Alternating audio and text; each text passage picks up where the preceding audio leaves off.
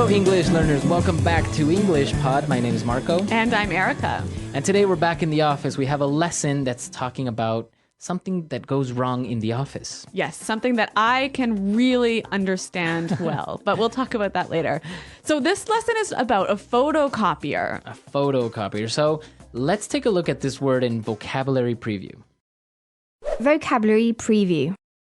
All right, so a photocopier makes copies. Yeah, it makes copies of documents. We often call it a copier or a copy machine. Yeah, so you can call it a photocopier, copy machine, or copier. Yes.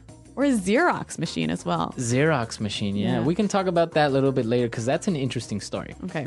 All right, let's take a look at our next word. Toner. Toner. Toner. Toner. So toner is what the copy machine uses to make copies. It's like the ink. Right. It's a very fine black powder. Oh. Yeah. So it's not an ink. No, it's actually dry. Okay. Yeah. It's dry. It's a powder, so you don't want to get that all over you. All right. Well, good advice, Marco. And our last word in vocabulary preview, malfunction. Malfunction. Malfunction. Let's break down this word. All right. Function. To work. Uh-huh. All right. Mal. I guess mal maybe comes from Latin or something, because in Spanish we say mal, which is something evil or not good. Okay, so I think we can understand malfunction is... Not good working, right? Yeah. Okay, more or less. It's not working properly. It's not working properly, Yeah. right. Okay, well, why don't we listen to the dialogue and find out what isn't working properly?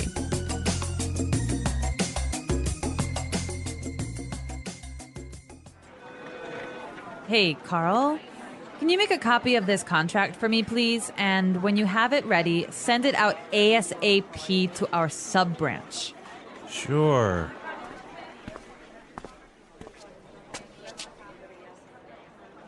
I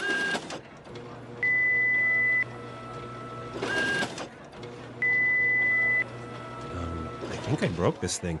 Maxine, can you help me out here? I'm not really a tech guy. Yeah, sure. I think it's just out of toner. You can go use the other one upstairs. On your way up, can you fax this while I try and fix this thing? Sure.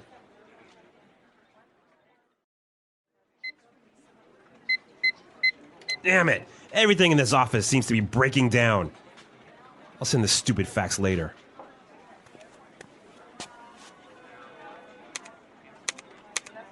Oh, great! Is someone playing a practical joke on me? This is ridiculous! The elevator has some sort of malfunction. Just take the stairs, dude. What floor are you going to? I have to go up 15 floors! Never mind.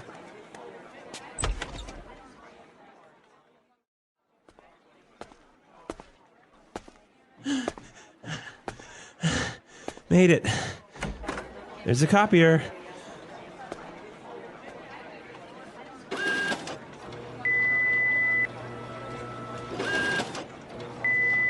No!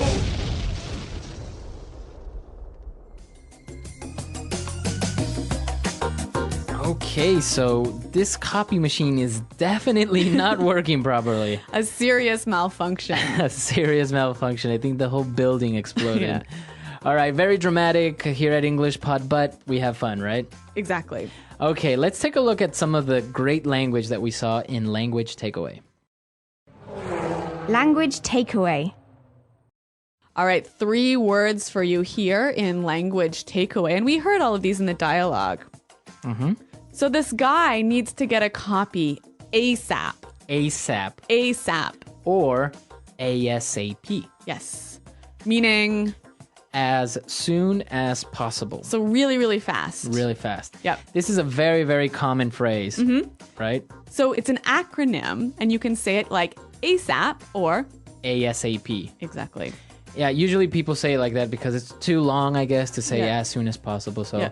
hey, I need this document ASAP. Yes. Or ASAP. Exactly. Okay, let's look at our next word. A practical joke. Practical joke. Practical joke. Practical joke. Okay, so a practical joke. I'm sure we have all played a practical joke on some of our friends, right? Yes. Basically, what you do is you do something funny on purpose to someone. Yeah, but something crazy. Crazy, right? Yeah. For example, when I was in university, there was this guy in our building, and we took all of his bedroom furniture, so his bed, his desk, everything, and put it down on the football field. Nice. Yeah, that was a practical joke. That is a very good and elaborate practical joke. Yep. Okay, so practical joke, do something crazy or funny to your friends. Okay. And now let's look at our last word. Never mind. Never mind. Never mind. Never mind. Okay, so if you say never mind, it means Don't worry about it. don't worry about Forget it. it. Forget it. Yep. Never mind. Yep. Yeah, this is so common, and I think it would be helpful to understand how it's used. So let's hear some examples. Example 1. Someone stole my wallet. Oh, wait. Never mind. Here it is. Example 2. Can you get some milk on your way home? Oh, never mind. We still have some. Example 3. The printer's broken? Never mind. I'll do this later. Okay, great examples, and I think our language takeaway is clear. So why don't we listen to our dialogue for the second time, and then we'll come back and talk about putting it together.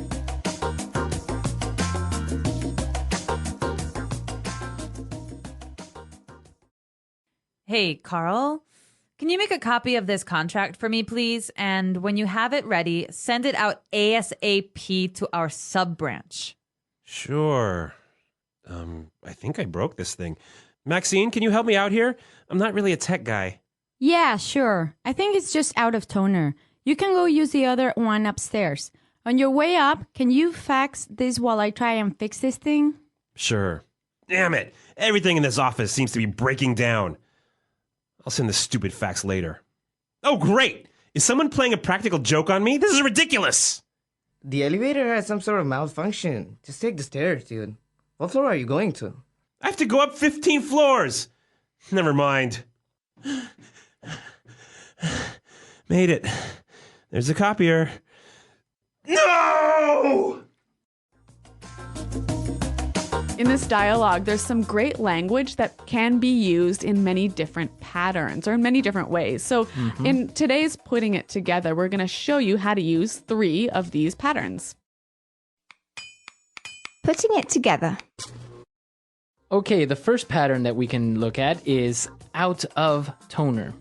Out of toner. Right. So we already talked about toner. Yep. Let's talk about out of. Okay, so when you are out of, you have none. Right. So let's change a little bit. So I can say I am out of milk. I'm out of time. Out of time, right? Yep. If you're driving, I'm out of gas or gasoline. Yep. So out of plus noun. Perfect. It means you don't have none. Yeah, you don't have none. Englishpod.com. Englishpod.com. You ain't got none. Ubonics.com. All right, out of time. Let's take a look at our second one. On your way up. Yeah, on your way up. On your way, right? So this is a great way when you are talking to someone and they're going somewhere, Yes. right? So on your way up. Can you bring this to HR? Okay. On your way to the store. Can you mail this letter? Or maybe on your way home. Can you buy me some flowers?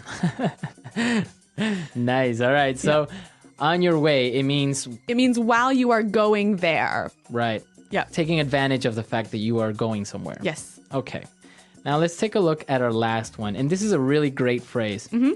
Break down. Break down. In our dialogue, we heard breaking down. Yes. Right? Everything in the office seems to be breaking down. Right. So when something breaks down, It stops working. it stops working. Yeah. Exactly. So we can change it a little bit. What happens if we say break up? Ooh, boyfriend and girlfriend. Right. They end their relationship. Okay. So we can maybe think about it as their relationship stops working. Oh, nice one. Right? Yeah. Okay. What about break in? Enter a place using force. Right. You enter a house that's not yours. Yeah, so if you break into a house, maybe you break the window and climb in. Okay. What about break out? The opposite. Right. So, for example, you might break out of jail. Break out of prison. Yep. So this is a great phrase. You can change the last word from break down, break up, break in. Yeah. And it means different things. Yeah, so use different prepositions for different meanings. Perfect. Okay, so now let's listen to our dialogue for the last time, and then Erica and I will be back and talk a little bit more about malfunctioning office supplies.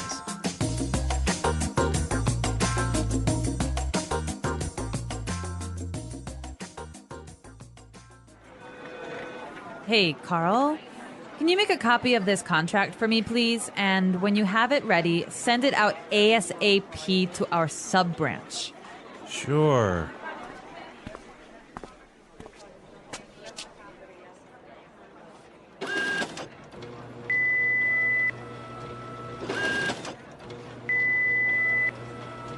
I think I broke this thing. Maxine, can you help me out here? I'm not really a tech guy. Yeah, sure. I think it's just out of toner. You can go use the other one upstairs. On your way up, can you fax this while I try and fix this thing? Sure.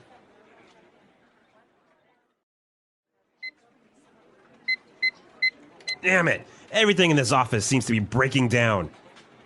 I'll send the stupid fax later.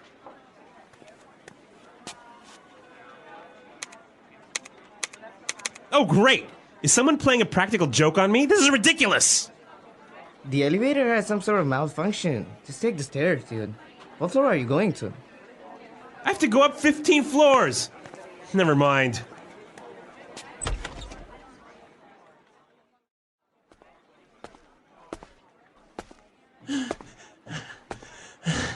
Made it. There's a copier.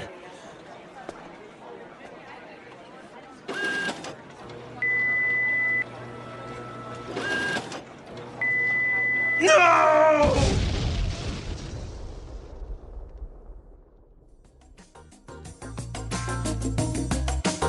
All right, so Erica, everything that you touch that's electronic seems to malfunction, right? This is absolutely true. I don't know what it is, but you know what? If I turn on a computer, it will suddenly get a virus. And even if I'm very careful, it still breaks. Right. Yeah, it happens sometimes. I can relate to that. But you are much better at computers and technology than I am.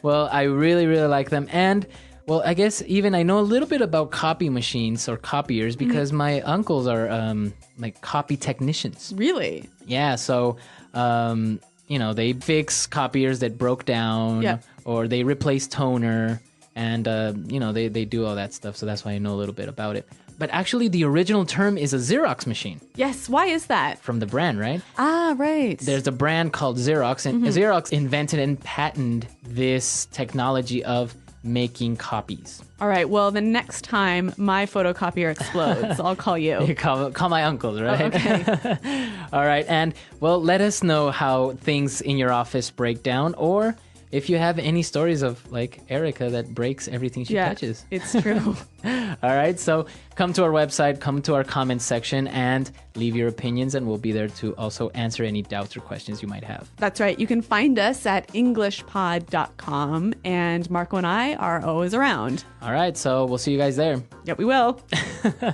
Okay, guys, thanks for listening, and until next time, Bye. Goodbye.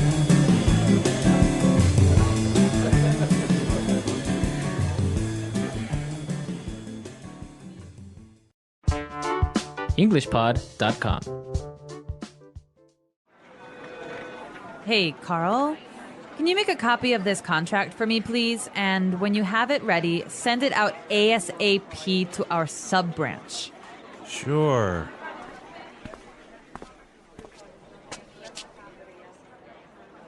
I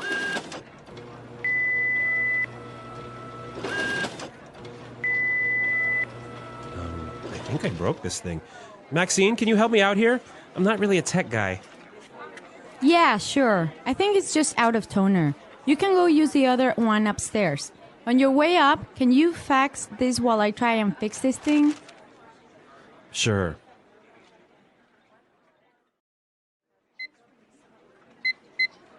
Damn it! Everything in this office seems to be breaking down. I'll send the stupid fax later.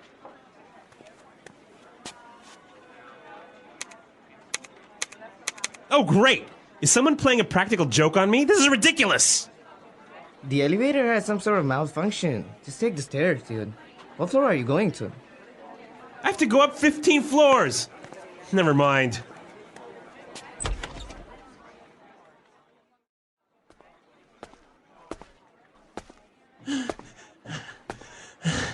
Made it.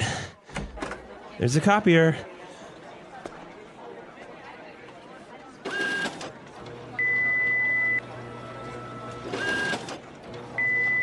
No!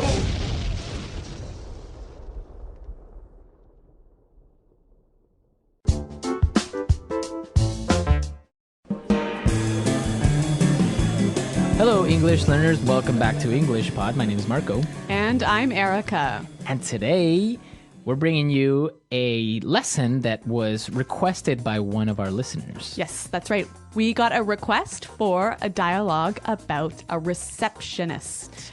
So, a receptionist at an office or at a hotel.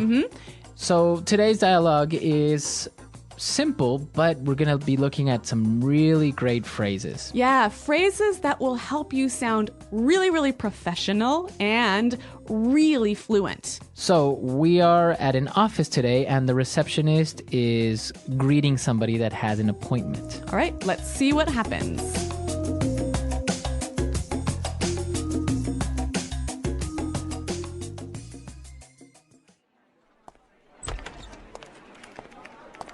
Good afternoon. May I help you? Yes, I'm here to see Joanna Stevens. I have an appointment at 4. Certainly. May I take your name? I'll let her know you've arrived. Sure, it's Josh O'Neill. Miss Stevens will be with you momentarily. Can I offer you something to drink? Yes, coffee would be nice, thank you.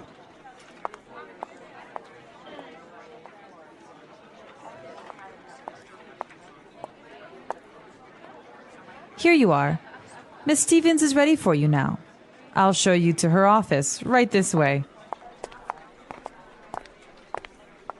Just watch your step here.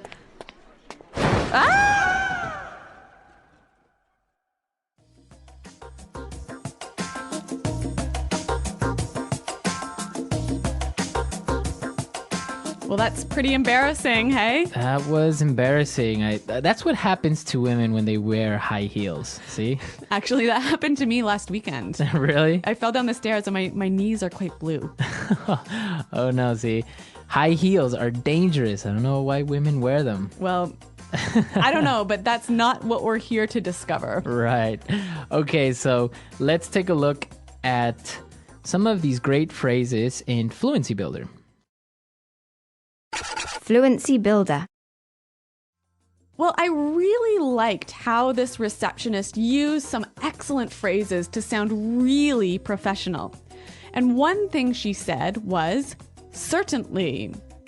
Certainly. Certainly. So why did she say certainly? Well, this is a nice way to respond, to make the other person know that you understand what they said. So Josh O'Neill said, yes, I'm here to see Joanna Stevens. I have an appointment at 4. Certainly. So she is saying, I understand what you said.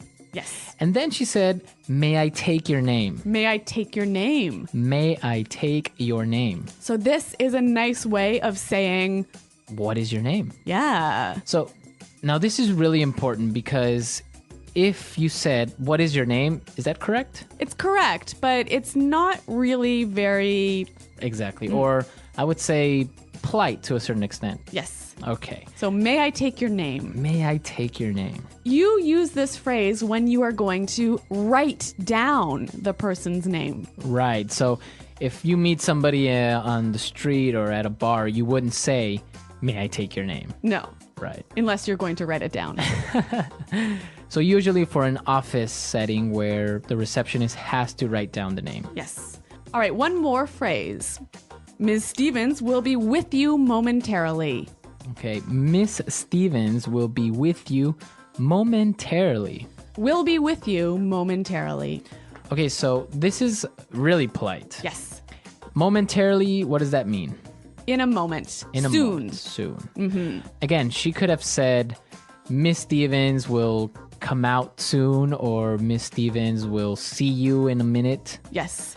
But that's, again, it's not really that polite, right? Yeah, so when you want to be formal, you can say, Ms. Stevens will be with you momentarily.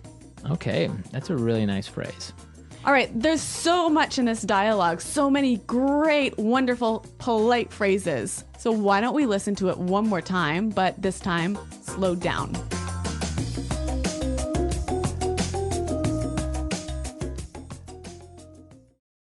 Good afternoon.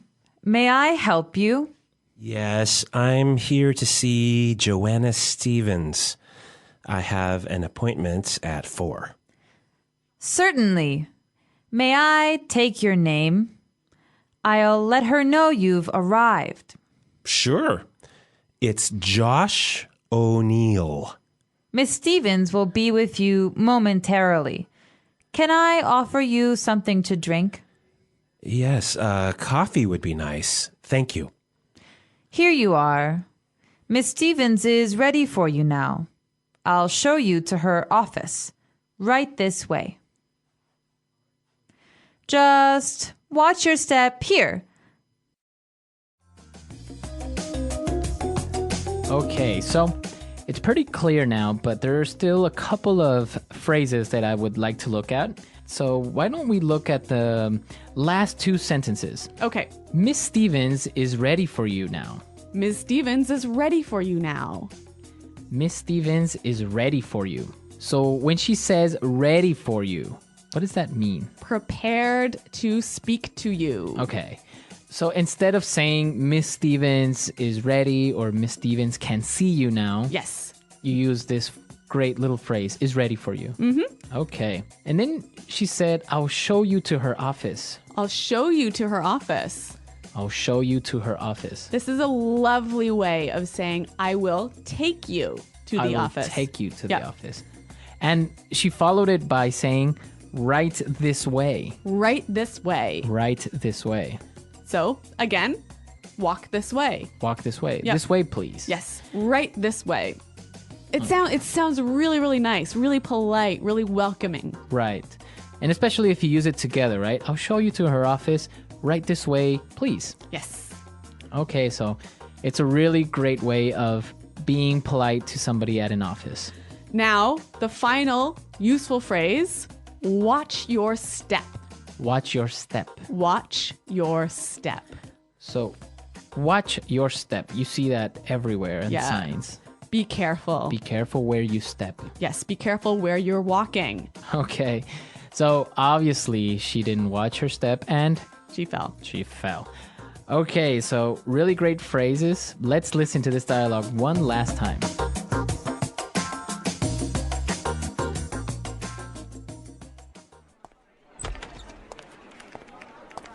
Good afternoon. May I help you?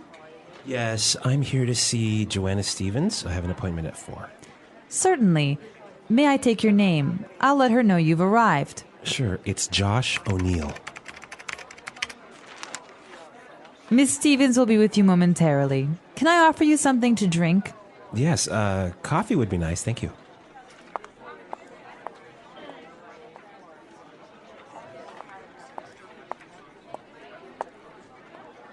Here you are.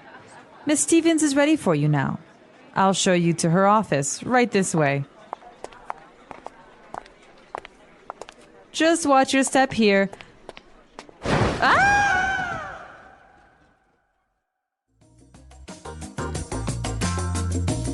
All right, so a really simple dialogue, but with a lot of good phrases in there. And it's also a good review for more advanced students, right? Yeah, remember, like these phrases can really help you sound more professional, more welcoming, more polite, basically. Okay. So if you have any questions or doubts, please come to our website, englishpod.com, And Marco and I are always around to respond to your questions and comments. Okay, guys, so we'll see you there. And until next time, it's Goodbye. Bye.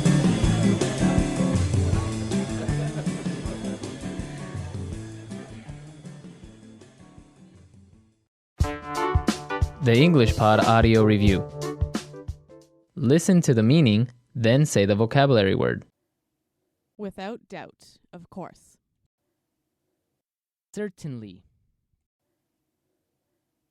Polite way to ask for someone's name. May I take your name? Tell someone. Let someone know. In a very short time. Momentarily. Is prepared to meet with you. Be ready for you. Show a person the way to a place. Show someone to. Phrase you use to show someone the direction to walk. Right this way. Secretary. Administrative assistant. Lobby. The desk at the entrance of a building where the receptionist sits. Front desk. Receive and direct phone calls. Field calls. A system used to connect phone calls to many different phone lines within a building. Switchboard. Let's try that faster. Lobby. Show a person the way to a place. Show someone to. Secretary. Administrative assistant. Without doubt, of course. Certainly. Receive and direct phone calls. Field calls. Is prepared to meet with you. Be ready for you.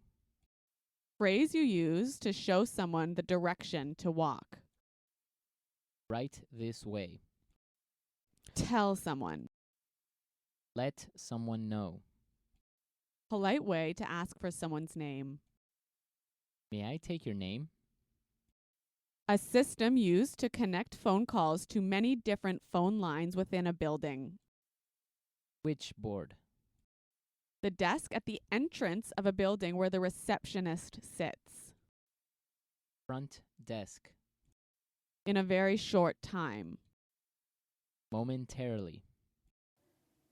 Now say the word and hear it in a sentence. May I take your last name, please?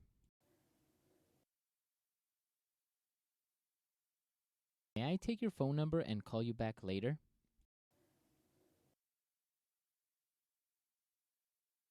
May I take your full name and ID number, please? Momentarily. Food will arrive momentarily. Momentarily.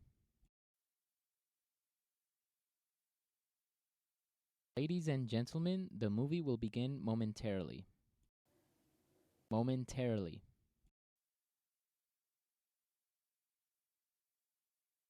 The flight was delayed, but it will arrive momentarily. Right this way. I will show you where the bathroom is. Right this way, please. Right this way. The meeting room is right this way. Right this way. Right this way, please. The exit is straight ahead. Watch your step here. The floor is wet. Please watch your step on the stairs. Watch your step as you exit the train.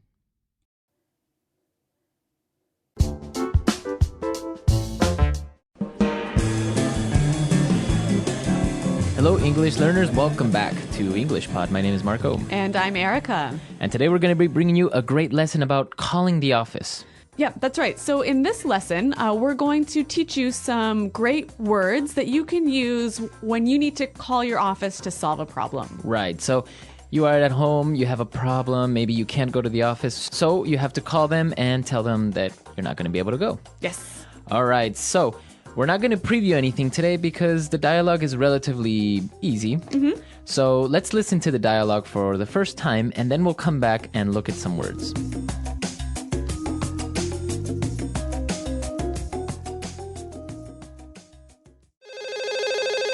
Hello, hey, annual day iking spay. Au hey, eme I help, hey, uye.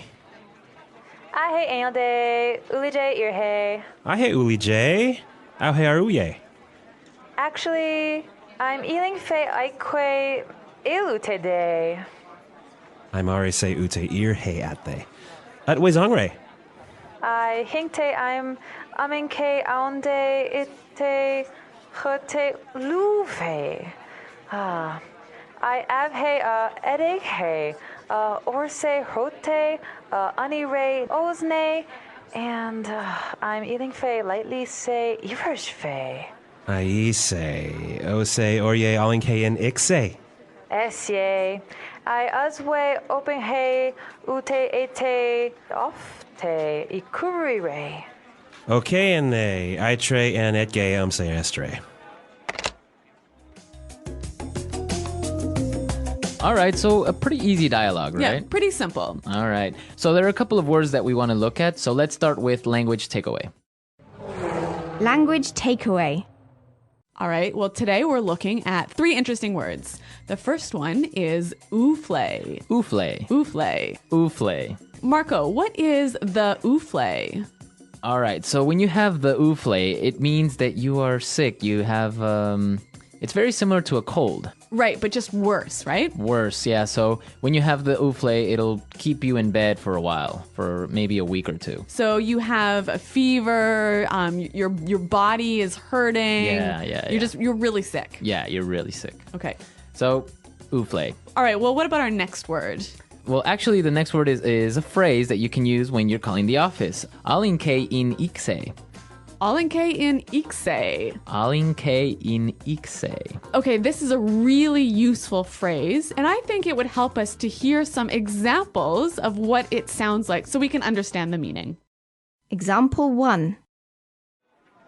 Orfe ipolpe aldke in ixe udete. Example 2. If uye alke in ixe unt one orme aimte, orye iredfe. Example 3. I'm not ne ealing fail away. O say, I'm alinke in ixe. So with this phrase, you're basically saying that you are not going to the office. Exactly. So let's take a look at our last word for language takeaway. Ecovere. Ecovere. Ecovere. Ecovere. Okay, so it's a pretty simple word. Ecovere means... To get better, to start feeling healthy again. Okay, so kind of to recharge your batteries. Exactly. So this is a great verb to use when you want to say, I'm going to feel better. Okay, ecovere. So some really great words, some really interesting phrases. So let's listen to this dialogue again, and then we'll come back.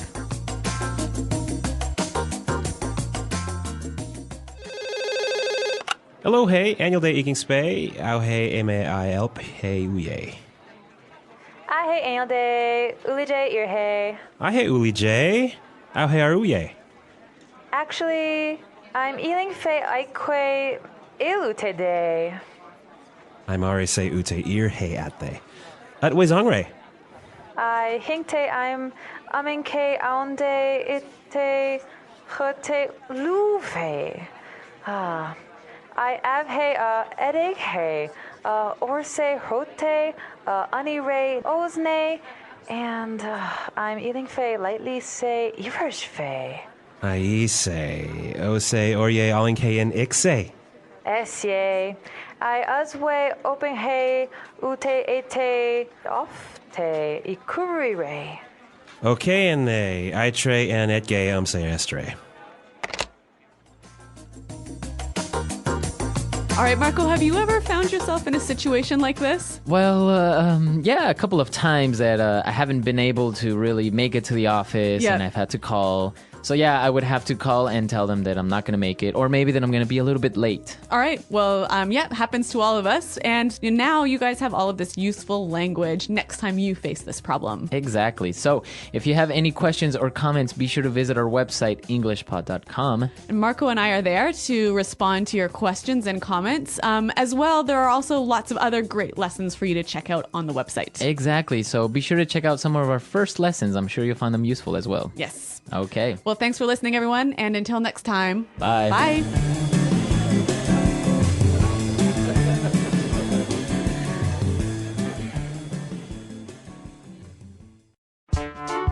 EnglishPod.com. Hello, hey, annual day eking spay. Au hey, mail, hey, uye. I hate annual day. Uli J, ear hey. I hey, uli J. Au hey, are uye. Actually, I'm eating fe aikwe ilute day. I'm already say ute ear hey at they. At way zongre. I hinkte I'm aminke aunde ite hote luve. Ah. I have hey edeg hey orse hote anire osne and I'm eating fe lightly say ivers fe. I say, o say, orye, alinke and ixe. Esye. I aswe open hey ute ete off te ikurire. Okay, and they, I tre and etge say estre.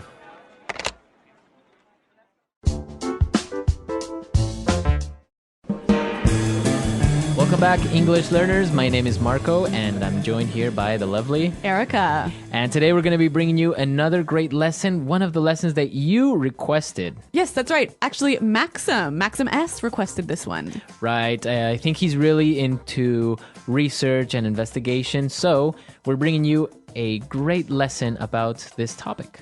Okay, so I'm really excited to hear this dialogue all about research. So why don't we start listening to two university professors discussing an important question.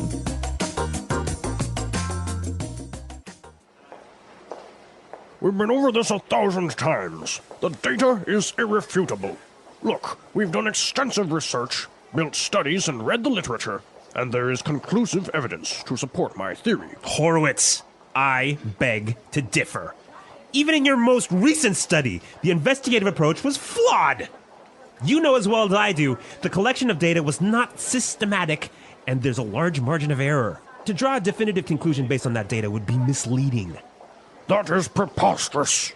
You are trying to single-handedly solve one of the world's greatest mysteries, and yet you're oblivious to the fact that you're wrong.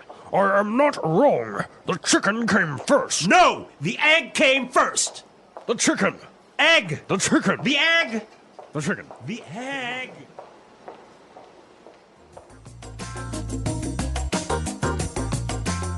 All right, so interesting. Which came first, the chicken or the egg? It's an age-old question, isn't it?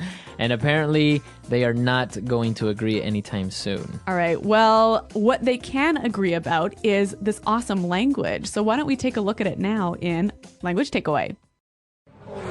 Language takeaway. Okay, on Language Takeaway today, we have some really great words, and this first one is really good. Irrefutable. Irrefutable. Irrefutable. The data is irrefutable. Okay, so if the professor says that the data is irrefutable, what does he mean by that? He's saying that you cannot deny it. It is really, really true. It is really true. There is no way this is a lie. Exactly. Okay. Irrefutable evidence, for example. Yeah, that's a great phrase. All right, so the professor complained that Dr. Horowitz's experiment was flawed. Flawed. Flawed. So, flawed. Is that an adjective, a verb, or a noun? It is an adjective here. Now, when something is flawed, there is a problem with it, right? Okay, There's so a it mistake. has an error. Yep. Okay. So this adjective is a way of saying that his experiment has a flaw. A mistake. A mistake. Exactly. So flawed is the adjective of a flaw. Right. Okay. Now, the reason that his study or his experiment was flawed is because that it was not systematic. Systematic. Systematic. So, systematic. That's an interesting word. Now, I think we can recognize the word system in here, right? Right? So when something is systematic, it follows a process. A certain order. Yes, a certain system. Right. So that's basically what systematic means, to follow a certain order, to be more organized, right? Exactly, yep. Okay. And what about our next word? Preposterous. Preposterous. Preposterous. That is preposterous. I love this phrase. It usually goes together, right? That is preposterous. Yep. Okay, so what does it mean when I say that? It means it's absurd. It's ridiculous. Right. It doesn't make sense. I can't believe you said that. All right. Well, this is a really interesting phrase, but I think it's a little bit more common when it's used by older people. Yeah, I don't really see a young person going up to someone and say, hey, that's preposterous. Yeah, but it is a wonderful phrase. Now, our final phrase for takeaway, oblivious. Oblivious. You're oblivious to the fact. So a person that is oblivious to something. They don't know, or they're unaware. Okay, so they ignore maybe the facts, or Exactly. they don't see it. Yeah, you're oblivious to the fact that we're in a recession. Okay, or he is completely oblivious. You can just say it like that, right? Yep, he doesn't know. Okay, so we took a look at some of the great vocabulary we found in the dialogue, but there were also some really good phrases that I think we should look at. Okay, and let's take a look at those and putting it together. Putting it together. You know, Marco, one of the things I love about English is the way that words seem to fit together, like blocks coming together. And here we have a lot of great examples of these words that fit together really nicely. Okay, so why don't we look at those? And our first one now is extensive research. Extensive research. Extensive research. All right, so we know extensive means A lot. a lot. Yeah. So that's really good when you put it together. Extensive research. It means you have A lot of research. you have really studied, you have really looked things up. Okay, extensive research. Another great research-related phrase here is conclusive evidence. Conclusive evidence. Conclusive evidence. All right, now the first word there, conclusive. When something is conclusive, you can't argue with it. It's the final decision. All right, well, the professor complained that Horowitz's investigative approach was flawed, right? So this is our next phrase, investigative approach. Investigative approach. Investigative approach. Okay, so I remember the word investigate is a verb. Yes? But in this case, it's an adjective. adjective. When something is investigative, it's obviously having to do with An investigation. So the approach so when he said investigative approach. just simply the way you investigate Okay. the problem. The way he investigated. Okay. Very interesting. What about this other phrase that I saw? It was really interesting. Definitive conclusion. Definitive conclusion. So a definitive conclusion.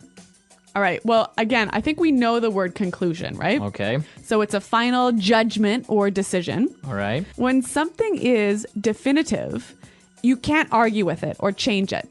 Okay, so the conclusion or the final result is final. Like there is no way of arguing it. Exactly. Okay. All right. Definitive conclusion. This is some great language. So why don't we listen to it one more time in the dialogue? We've been over this 1,000 times. The data is irrefutable. Look, we've done extensive research, built studies, and read the literature, and there is conclusive evidence to support my theory. Horowitz, I beg to differ. Even in your most recent study, the investigative approach was flawed. You know as well as I do, the collection of data was not systematic, and there's a large margin of error. To draw a definitive conclusion based on that data would be misleading. That is preposterous. You are trying to single-handedly solve one of the world's greatest mysteries, and yet you're oblivious to the fact that you're wrong. I am not wrong. The chicken came first. No! The egg came first! The chicken. Egg. The chicken. The egg. The chicken. The egg.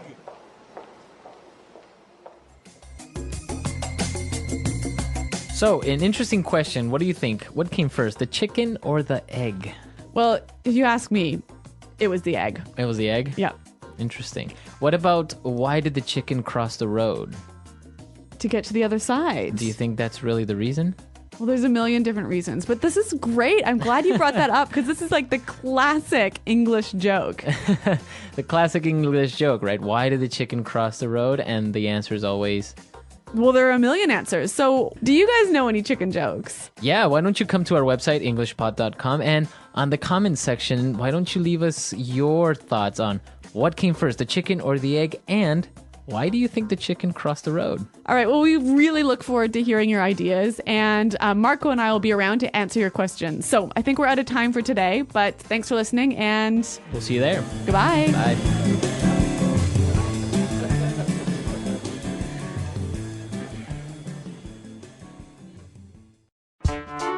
englishpod.com.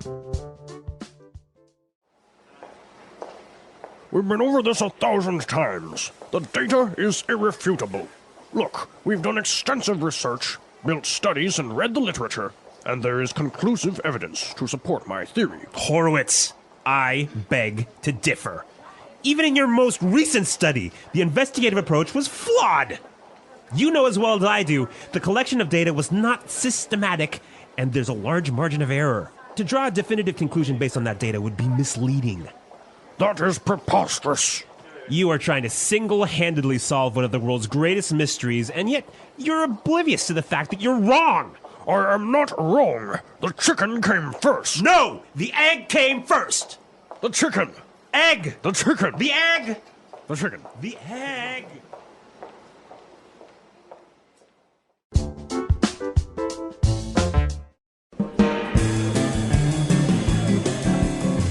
Hello, everyone, and welcome back to English Pod. My name is Marco.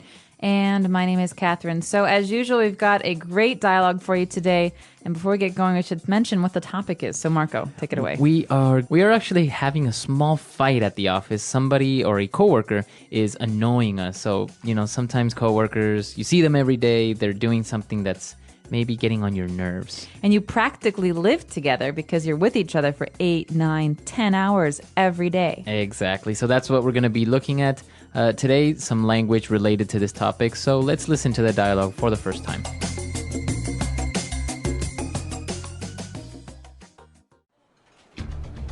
Hey, Mary, can you cut that out?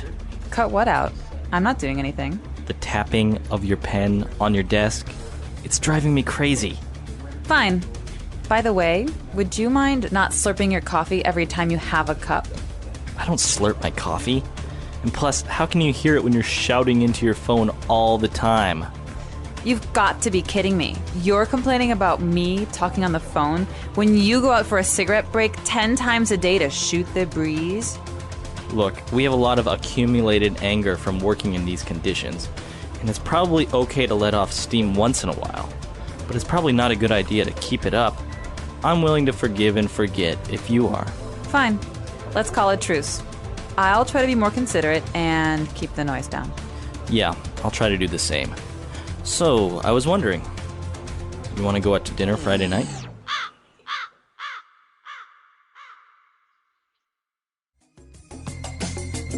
All right, we're back. So, I think this is a common situation, right? So common, this might even be based on our own lives. It is. You may not know, but Catherine and I get into fights all the time. All the time. No, not really. All right. So I think there was some interesting words here, but mostly phrases. So let's start with the words first on language takeaway. Language takeaway. All right, so the first word, as you might have guessed, has to do with eating and drinking. This is called slurping. And to it's slurp. To slurp. So the noun, the thing is slurping. Mm-hmm. And it's very common with people who eat their food quickly. Like soup. Yeah, soup or, noodles. Yeah, or when they're eating soup noodles. Or sometimes when you have a drink and you're drinking it through a straw, towards the end, you're just like trying to get the very last part at the bottom. So yeah, the straw slurps. Yeah, so slurping, some people really can't stand it. And sometimes you don't even notice that you're doing it. No, absolutely not. All right, so apart from slurping, what else do we have? We've got a great word here, accumulated. So a lot of accumulated anger. The word is a verb, to accumulate. And what does that mean? Means to kind of grow or to become more and more. Okay. All right? So you're like saving it. Or even it's like building up. You know, we say this oftentimes in Chicago where it snows a lot in the winter, that there's a foot of snow accumulated on the ground. That means there's a lot of snow. And every time it snows, it keeps getting bigger. Yeah. All so right. to accumulate. So accumulated anger, your anger is getting bigger and bigger. Right, because you never tell anyone about your anger, so it keeps building and it keeps piling up. All right. Well, towards the end, they said, well, let's call a truce. So they want to call a truce. All right, a truce is another word for a peace. And so this is a way that you can stop fighting and say that you and I have been fighting for a long time. We may not come to a deal, but we'll say truce. From now on, we just won't fight. Okay? Won't fight about it. Okay. Brothers and sisters often call truces. Truce. And, well, if you're calling a truce, you're trying to be more considerate. Okay, considerate, like you're saying, is a way to be or a way to act. And considerate often has to do with how you act towards other people. So it's being nice to other people or thinking about other people's feelings before yourself. All right. So if you're considerate, then you are maybe more polite. You think about the other person's feelings before you do anything. Exactly. Or you just say nice little things like please and thank you and I'm sorry. And these things are all ways of being considerate. Very good. All right. So 4 great words on language takeaway. Why don't we move on now to Fluency Builder? Fluency Builder. All right, so as we mentioned, this dialogue is very, very rich in a lot of different phrases, so let's start with a couple of them. The very first one and the title of the lesson, cut it out. Cut that out. Hey, Mary, can you cut that out? Right, so you're not actually saying to cut something with scissors or something. No, it's a way of saying, can you stop that? Stop it. Stop doing that. Stop it. Quit it. Okay, cut that out. Cut it out. So if someone's doing something that's really annoying to you, it's not very nice to say, but you can say, hey, cut that out. Cut it out. Or if someone's doing something mean to someone, like my brother used to hit me, my mom would say, Peter, cut that out. All right, so it is a good mom phrase as well. All right, moving on to our next phrase. The guy said that the tapping on the desk was driving him crazy. It's driving me crazy. All right, to drive someone crazy means to make someone just feel like they're going nuts or, it makes you kind of angry or frustrated or tense. But it can also be used like in a romantic sense, right? That girl drives me crazy. It means like he can't even think about anything else. All right. So in this case, what drives you crazy? When... I'll tell you what drives me crazy. When people clip their fingernails and toenails at the office. Can't believe. Well, it drives me crazy, like, for example, when somebody or my brother leaves his clothes lying on the floor in the living room, for example. That's annoying, too. Yeah. So that drives me crazy. All right, so moving on to our third phrase. This is a pretty big one, but take it as a whole. You've got to be kidding me. All right, so this is, as you've said, a fixed phrase. These words usually go together, and it is a perfect example of sarcasm. So it's the way you say it is very important. So I could say, "Oh, you've got to be kidding me." What's a good situation for this? Maybe I get to the airport and I'm running late, and I'm really happy that I get there on time, and then I see the flight is delayed 7 hours. Exactly. You've got to be kidding me. Right. So it's a way of saying I can't believe it, or seriously, or this what, isn't. Yeah. What's happening? Or what bad luck. Right. So it is a sarcastic phrase, but use it as a whole. Usually you don't change the subject. You don't say you've got to be kidding him. Or no, something. It's always this. You've got to be kidding me. All right. Or you've got to be kidding me. See? Different meanings with different inflections. Different inflection. Very good. What's our next phrase? Our next phrase is a good one because it doesn't mean what it sounds like, okay? So, to shoot the breeze, okay. all right? shoot means like you can shoot a gun, and breeze is like the wind. But here, to shoot the breeze is to have a nice little conversation, just to talk about nothing. Okay, so not really do anything, just talk a little bit. Right, so if we think about this in the context of this sentence, it's, you go out for your cigarette break 10 times a day to shoot the breeze. Okay. So this means you go outside, you just talk about nothing and whatever, and it's almost like you're wasting time just talking. Okay, so shooting the breeze. You can say, oh, we were just shooting the breeze. Just have a nice little conversation, nothing important. Okay, and our last phrase for today. Forgive and forget. Let's forgive and forget. Let's forgive and forget. These words again, like the last phrases, go together. Forgive and forget. So I could say this to you, Marco. I say, I know you've been fighting with your brother for 10 years.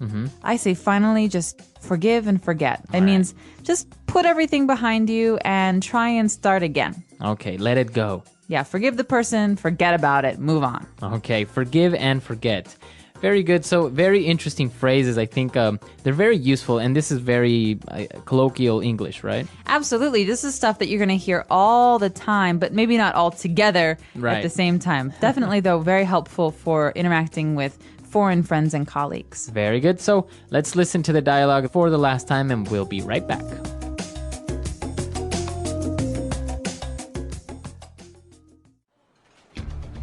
Hey, Mary, can you cut that out? Cut what out? I'm not doing anything. The tapping of your pen on your desk. It's driving me crazy. Fine. By the way, would you mind not slurping your coffee every time you have a cup? I don't slurp my coffee. And plus, how can you hear it when you're shouting into your phone all the time? You've got to be kidding me. You're complaining about me talking on the phone when you go out for a cigarette break 10 times a day to shoot the breeze? Look, we have a lot of accumulated anger from working in these conditions, and it's probably okay to let off steam once in a while, but it's probably not a good idea to keep it up. I'm willing to forgive and forget if you are. Fine. Let's call it truce. I'll try to be more considerate and keep the noise down. Yeah, I'll try to do the same. So, I was wondering, you want to go out to dinner Friday night?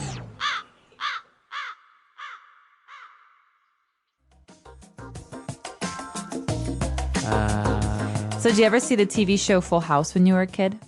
I did. It was a popular with the Olsen twins and all those, right? Yeah, and Bob Saget. So there was an uncle on the show, Uncle Joey, and he always used to say, "Cut it out." Yeah, and he that's had right. like hand motions for it. And so cut it out is a way to say kind of stop it, quit it, you're killing me. It's like he was saying too funny. Right. And so whenever I hear this phrase, I always think of that early 90s TV Very show. early 90s. Yeah. Well, this whole situation with The Office as well. I think there was a TV show called The Office, right? Yeah, there was the British Office and then there was an American version. And it's also something about office life and how colleagues get on each other's nerves and they play pranks on each other and everyone's kind of weird. And everyone drives everyone else crazy. Exactly. Yeah. No, it's funny because once you start working in an office full time, I mean, everyone's maybe had a little bit of office experience, but when it's full time, you spend more time with your colleagues than you do with your family. It's really It's strange at amazing times. what makes you crazy, what drives you crazy, and what stuff just doesn't matter. So this is an interesting topic. We really want to hear from you guys. Many of you probably work at an office, so tell us. So come and tell us what drives you crazy, or maybe what colleague is driving you mad. You don't have to use names. You can just use nicknames if you want. Right. So we'll be waiting for you at englishpod.com. Leave questions and comments, and we'll see you guys next time. Yep. Bye, everyone. Bye.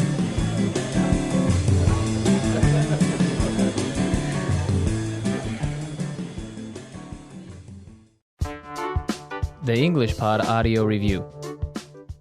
Listen to the meaning, then say the vocabulary word. Tell somebody to stop. Cut that out. You must be making jokes with me. You've got to be kidding me. Chat. Shoot the breeze. Gathered. Accumulated.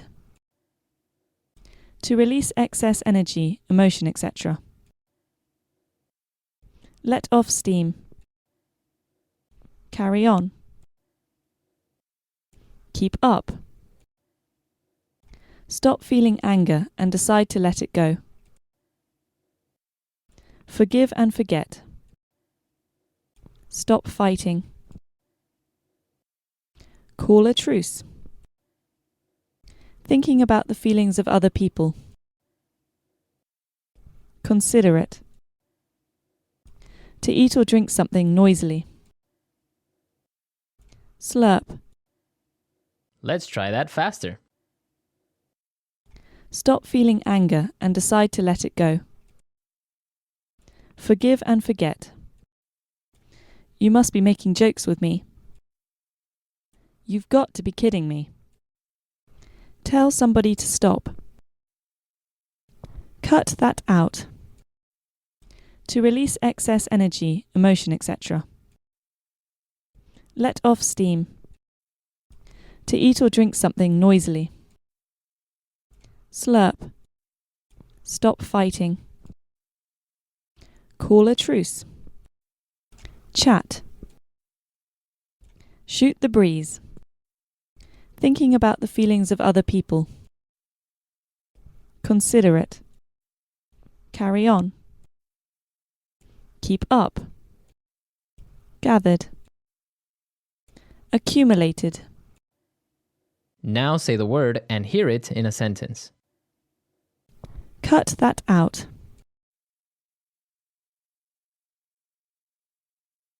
Can you cut that damn music out? It's annoying. Cut that out.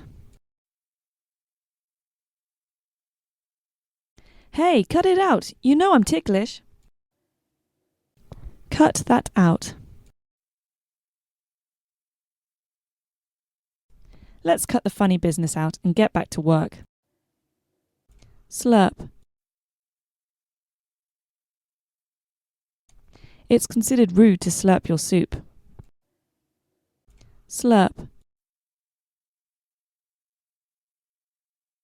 The dog slurped the whole meal down at once. Slurp. He always slurps his coffee. Let off steam. You can talk to me any time if you need to let off steam. Let off steam.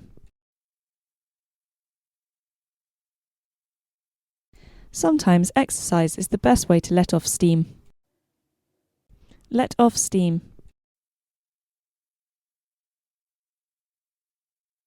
Letting off steam is essential for good mental health. Keep up.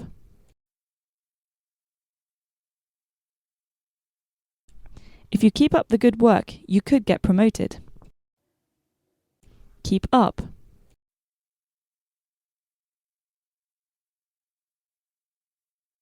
This is a horrible paper. If you keep it up, you will fail the class.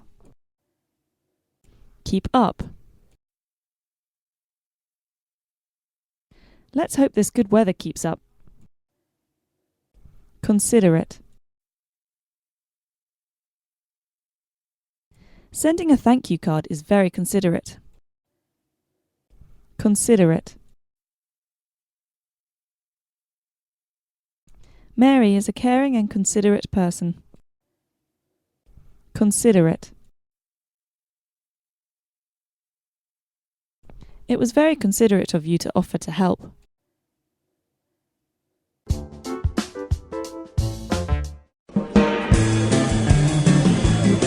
Hello everyone and welcome back to English Pod. My name is Marco. And my name is Catherine, and today we have an upper intermediate level lesson all about money. That's right. We are going to be talking about money, but most importantly, we need to start saving money. We need to spend less. Exactly. So in order to control spending, today we're talking about budgeting. So let's take a look at this very important word in today's vocabulary preview. Vocabulary preview. All right. So as you mentioned, budgeting is, what is to budget? To budget, that's the verb. So budgeting is deciding how to spend your money, okay? So that means that we prepare a plan for how to spend money. All right, so that can be a noun and a verb. A budget is the plan on how you're going to spend money, and to budget is to execute this plan. Exactly. So today we're budgeting a family's spending. We're trying to control how much this family will spend in the future. All right, very good. So why don't we listen to this dialogue for the first time?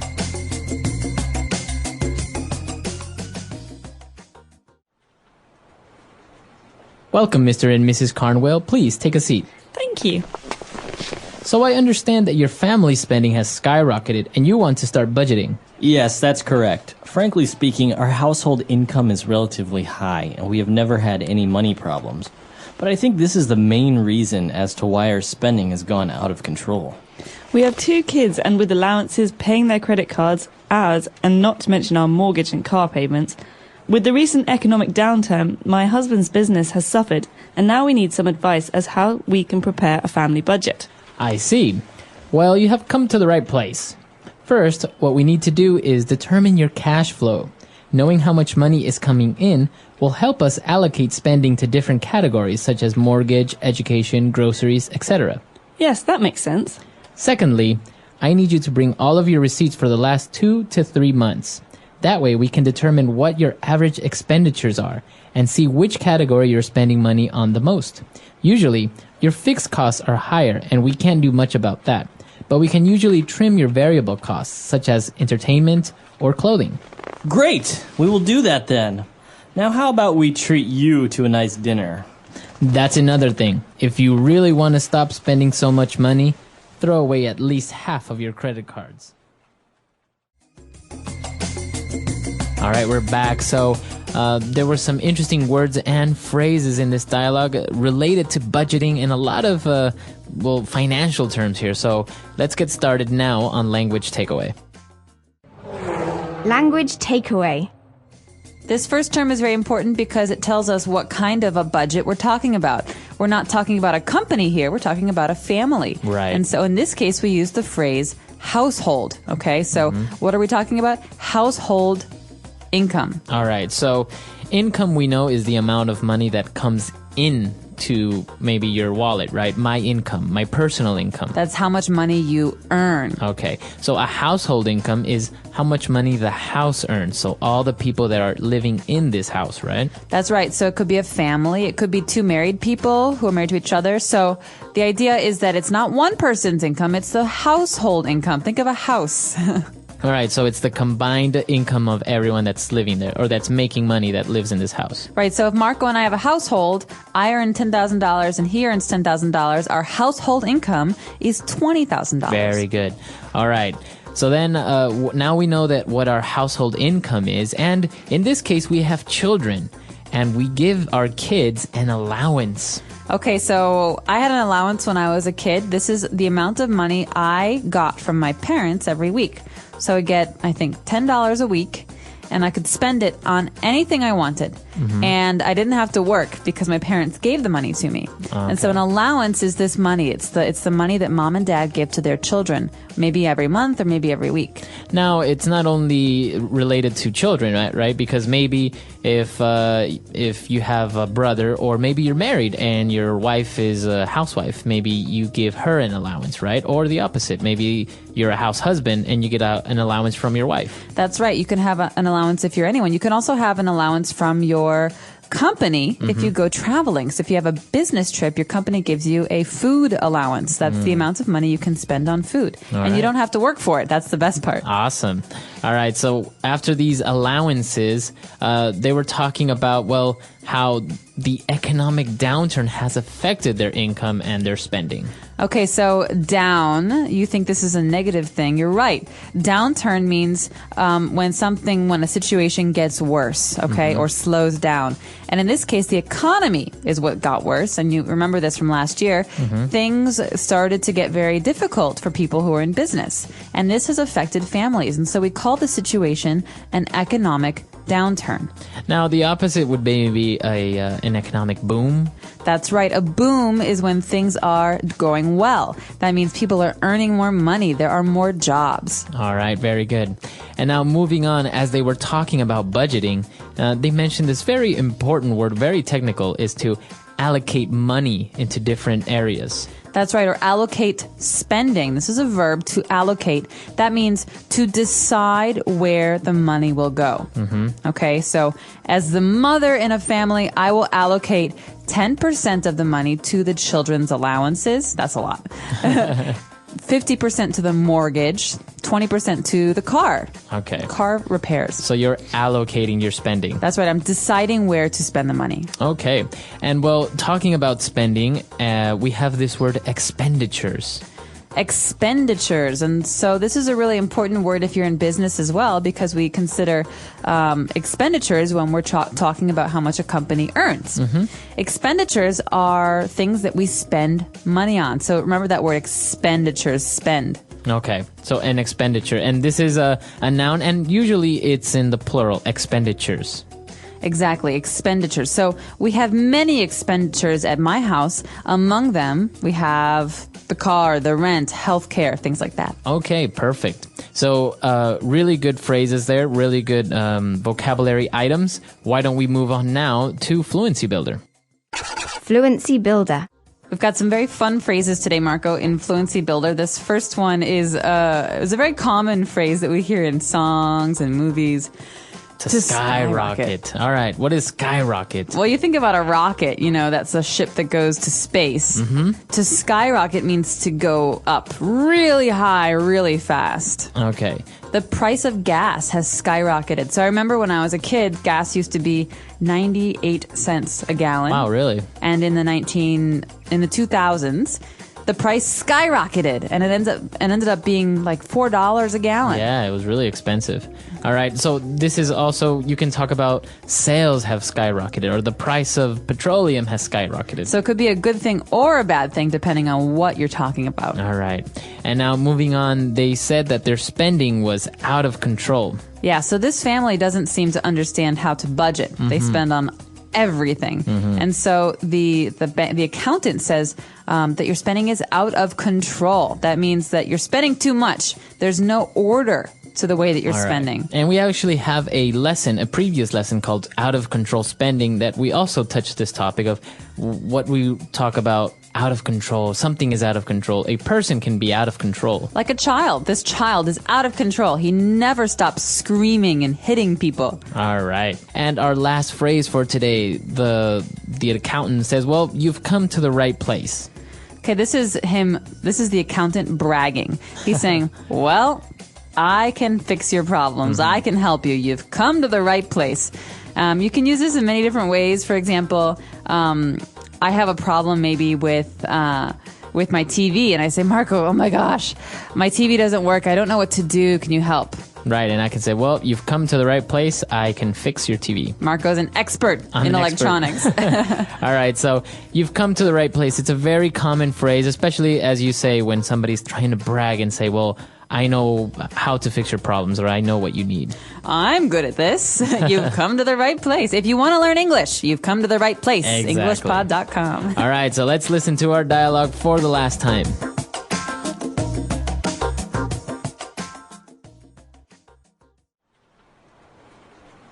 Welcome, Mr. and Mrs. Carnwell. Please take a seat. Thank you. So I understand that your family spending has skyrocketed and you want to start budgeting. Yes, that's correct. Frankly speaking, our household income is relatively high, and we have never had any money problems. But I think this is the main reason as to why our spending has gone out of control. We have 2 kids, and with allowances, paying their credit cards, ours, and not to mention our mortgage and car payments, with the recent economic downturn, my husband's business has suffered, and now we need some advice as how we can prepare a family budget. I see. Well, you have come to the right place. First, what we need to do is determine your cash flow. Knowing how much money is coming in will help us allocate spending to different categories such as mortgage, education, groceries, etc. Yes, that makes sense. Secondly, I need you to bring all of your receipts for the last 2 to 3 months. That way we can determine what your average expenditures are and see which category you're spending money on the most. Usually, your fixed costs are higher and we can't do much about that. But we can usually trim your variable costs, such as entertainment or clothing. Great! We will do that then. Now how about we treat you to a nice dinner? That's another thing. If you really want to stop spending so much money, throw away at least half of your credit cards.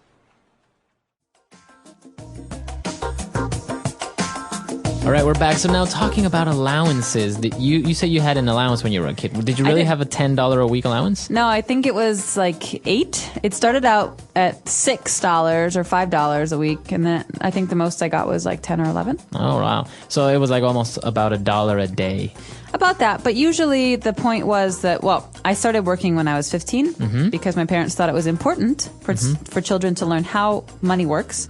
But I was given that money because at the time, it was enough money to go out one night. So on Friday nights, if I wanted to go out with my friends, I could go out to watch a movie and get a slice of pizza, and $10 was enough. Okay. Now $10 doesn't even buy you a ticket to the movie, but at the time it was more than enough. So this is important, I guess, because different families have different ways of upbringing their children, and in many cases this doesn't happen, right? If I want to go out to the movies on a Saturday, then my parents will give me $30, and if I want to go out next weekend, they'll also give me money. So it's interesting to see the contrast, because obviously when I was a kid also I didn't really get this opportunity of going out all the time, and actually I had to work for it. So if I wanted to go out on the weekend, I would get an allowance, but also I would have to wash the car. That was typical with my dad. I had to wash the car. Well, I think it's interesting because it shows that the parents want to teach their children about budgeting. Because if you only have $10, you really have to budget. You have to decide how you will allocate that money, even though it's not very much. So in some ways, it's good practice. Yeah, it is. I think it's done us well. We're not in debt. Not yet. All right. So let us know how allowances work in your country, or maybe did you have an allowance when you were a kid? A lot of people didn't have an allowance. I know a lot of friends didn't get allowances. So come to our website, englishpod.com, and if you have any other questions or doubts, please leave them there as well. We hope to hear from you. Until next time. Bye. Everyone.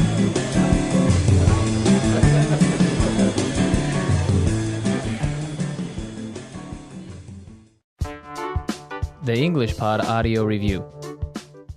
Listen to the meaning, then say the vocabulary word. Rise rapidly, as in price. Skyrocket. Beyond the ability to direct the actions of something. Out of control.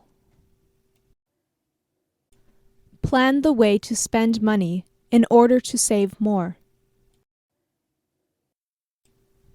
Budget. Assign. Allocate. To be honest. To say it directly. Frankly speaking.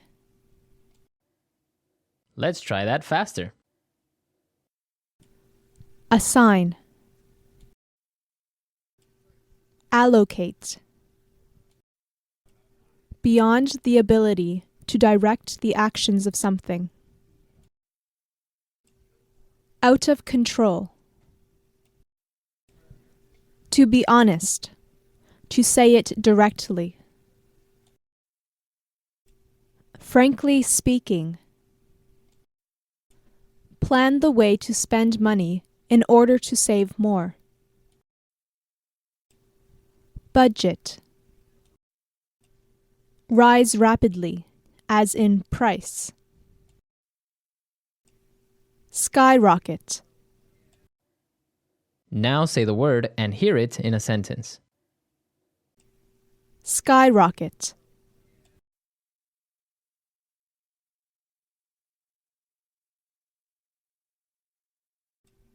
The ratings for this TV show have skyrocketed in the past month.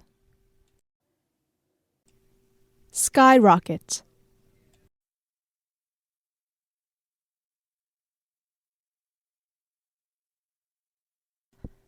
Her popularity skyrocketed after she won the competition.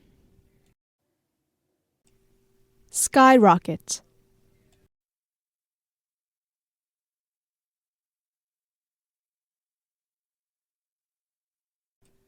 The company's profits skyrocketed with their new advertising campaign.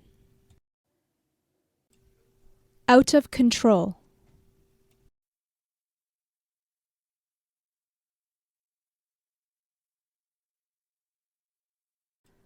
I really need to learn how to budget because my spending is out of control. Out of control.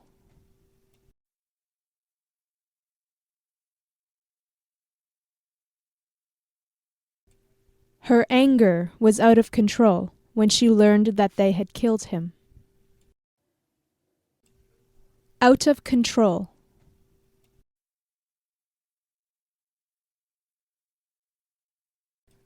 His driving was out of control. Budget.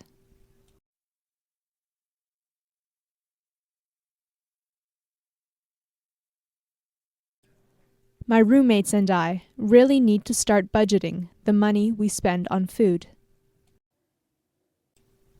Budget.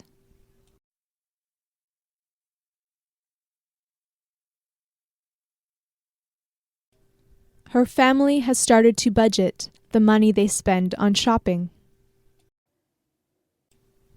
Budget.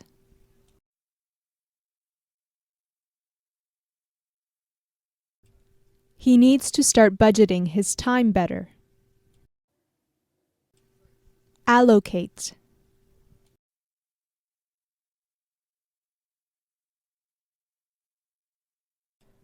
The teacher allocated tasks to different students. Allocate.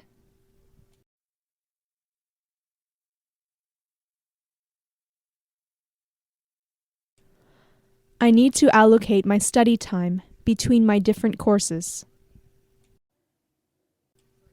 Allocate.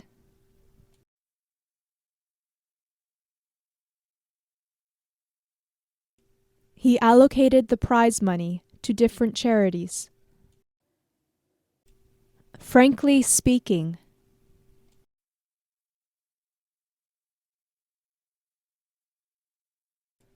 Frankly speaking, you should break up with him. Frankly speaking.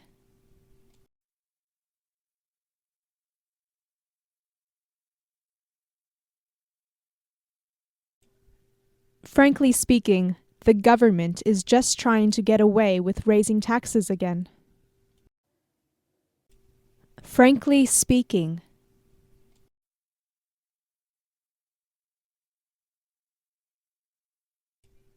To be frank, I don't think this is a good decision.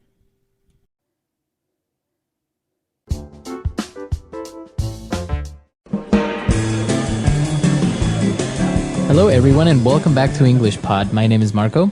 My name is Catherine, and today we have an upper intermediate level lesson for all of you. That's right, we're going to be talking business on this occasion on English Pod, but specifically about planning a business.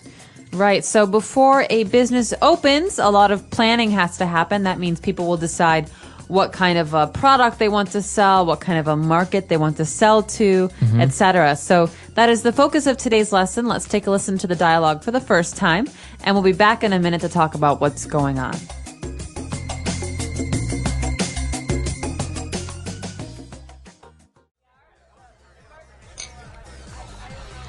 I've had it.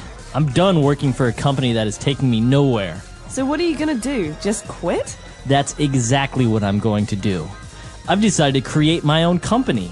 I'm going to write up a business plan, get some investors, and start working for myself. Have you ever written up a business plan before? Well, no.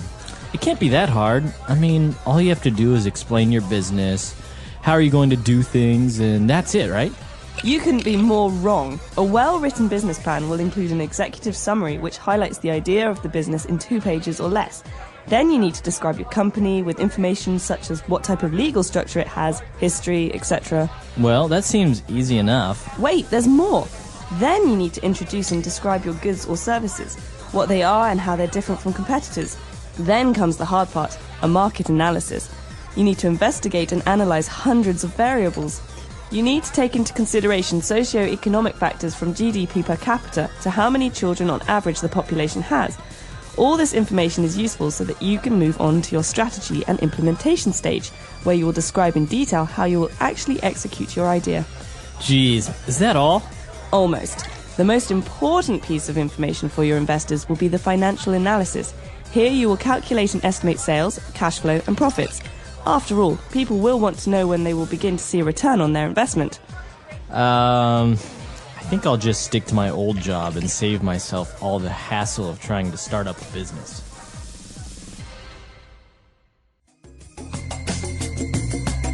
All right, we're back. So the guy wanted to open up a business, but his friend explained that it's not so easy and gave a lot of interesting words and phrases there.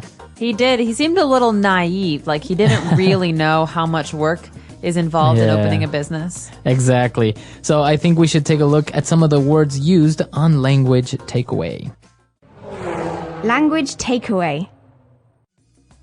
The first word is the heart and soul of the process before you open a business. It's the business plan. All right. So the business plan, as you said, it's a noun, and it's basically a document that explains what's going on in the business. Exactly. It's a paper that you write about the business that you want to open, and it's a plan. So that's what the name says. You have to tell what you will do, how much money you will spend, how much money you will need. Because if you're asking people for money, they want to know where the money will be spent, if it's going to be spent on wise decisions. Exactly. And as you mentioned, so you show this business plan maybe to a bank, but also maybe to an investor. That's right. So investor is our next word. It's another noun, but this noun is a person. A person is an investor if he or she gives money to someone else and expects more money to come back. Right. So a person that's starting out a business maybe has enough money himself to open up a business, but sometimes you need extra money, so you look for investors, people who are interested in giving you money. For example, I have a cupcake company. I want to sell cupcakes to people, and I need $1,000. So Marco, do you want to be an investor? Do you want to invest some money? Yes, for sure. A cupcake company. That sounds great. I know, but what happens if I don't sell cupcakes? That's a problem for you because you have made a risky investment. That's right. So that's what happens with investors. But now if you want to attract the attention of your investors with your business plan, I think part of the most important aspects of this plan is the executive summary. A summary is usually an outline of the important points of a paper or a document. So in this case, I could say, Catherine's Cupcake Company will sell delicious cupcakes of 10 different flavors to the market of 5-year-olds to 55-year-olds. People will love them. She has a great secret recipe, and she plans to triple her investments by next year. Right. That's exactly it. So if an investor reads the executive summary, which shouldn't be more than 2 pages long, you can pretty much get the idea of what the business is about. So if you want more details, you have to read the rest of the business plan, but mainly with the executive summary, you can more or less know what it's all about. Exactly. So a summary, like I said, is something that should be short, and it should give you all of the most important information about something. Exactly. And well, they were talking more in depth about, analyzing things and doing some research. And among those things, the girl mentioned the socioeconomic factors. Okay, when I said we're going to sell cupcakes from my company to people between the ages of 5 and 55, we need to analyze, we need to look at their socioeconomic factors. Socio comes from the word social. It means where in society they are. They're upper class, middle class, or lower class. Economic means how much money do they make? Do they make $10,000 a year or $100,000 a year? And so the kind of people we want to sell my cupcakes to will change according to their socioeconomic factors. That's right. So as you mentioned, socio comes from the word social or from society. So you're analyzing these factors from society. And part of these factors is the GDP per capita. So we have 2 different words there, an acronym, GDP. GDP, gross domestic product. Okay. That might seem confusing because gross means different things at different times. But in this case, domestic means our country. So within a country, all of the products added up together. Right. And gross is basically that. Just all the products added up together without taking into consideration any other things. So the GDP is basically all the goods and services produced in a country within a given time. And what about per capita, though? So per capita comes from Latin. Per means for or each, and capita is a head. So this is per person. Okay. So GDP per capita means how many goods and services are made divided by the number of people in that place. Exactly. So you probably have these indicators in your country or your own language as well. But that's basically it. And the acronym is gross domestic product. And just to explain a little bit, if you see this in Wikipedia or in an encyclopedia, normally a very low GDP per capita is $500 American dollars, and a high one would be 35,000. 35, yeah. And that's usually per year, right? Because that's usually how it's taken into consideration. The time is a year. All right. So those are the words that we have for you on Language Takeaway. Now, why don't we move on to a couple of different phrases on Fluency Builder? Fluency Builder. Okay, so this important first phrase, Marco, has to do with our last first phrase. We had a business plan. So what do? You write up a business plan. Right. And that's a common way of saying to write or to create, to work on a business plan, to write up. Right. So it's something that we say that's very colloquial. It's something that is very spoken. And I can't explain why we say it, but you'll sound very fluent if you say, I'm going to write up a business plan. Or why don't you write up a business plan? Right. So it would be correct to say, I'm going to write a business plan, or I have to write a business plan. But if you use this phrase, I'm going to write up a business plan, it's more fluent, right? It's just more native-like. Exactly. All right. And our next phrase is a return on investment. Okay, so earlier we talked about investors. The money that they invest is called an investment. Okay, these words are all very closely related. And when Marco decided to give money to my cupcake business, he expects the money to come back. And he expects more, actually, to come back than what he put in.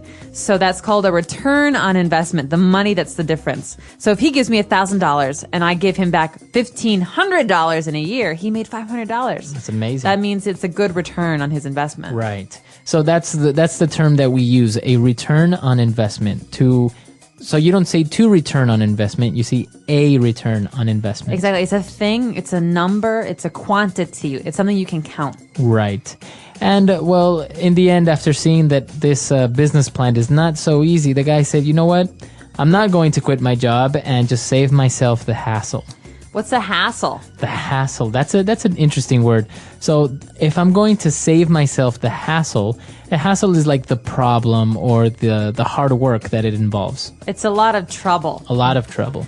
So I was going to cook some dinner tonight, but I'm going to save myself the hassle of going to the grocery store and buying it and cooking it by just ordering food. Right. So that's a good example. Instead of doing all the work of cooking, you just save yourself the hassle, pick up the phone, and get food delivered to your house. Right. And the word we change here, you can say save myself, save yourself, save his self. So you change that pronoun. The pronoun, exactly. So you can save yourself the hassle, or I'm just going to save myself the hassle. Okay, so that's about it for Fluency Builder. Let's listen to today's dialogue one more time, and we'll be back in a minute to talk about business.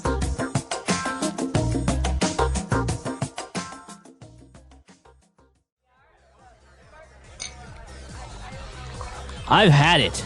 I'm done working for a company that is taking me nowhere. So what are you gonna do? Just quit? That's exactly what I'm going to do. I've decided to create my own company. I'm going to write up a business plan, get some investors, and start working for myself. Have you ever written up a business plan before? Well, no. It can't be that hard. I mean, all you have to do is explain your business, how are you going to do things, and that's it, right? You couldn't be more wrong. A well-written business plan will include an executive summary which highlights the idea of the business in 2 pages or less. Then you need to describe your company with information such as what type of legal structure it has, history, etc. Well, that seems easy enough. Wait, there's more. Then you need to introduce and describe your goods or services, what they are and how they're different from competitors. Then comes the hard part, a market analysis. You need to investigate and analyze hundreds of variables. You need to take into consideration socio-economic factors from GDP per capita to how many children on average the population has. All this information is useful so that you can move on to your strategy and implementation stage, where you will describe in detail how you will actually execute your idea. Geez, is that all? Almost. The most important piece of information for your investors will be the financial analysis. Here you will calculate and estimate sales, cash flow, and profits. After all, people will want to know when they will begin to see a return on their investment.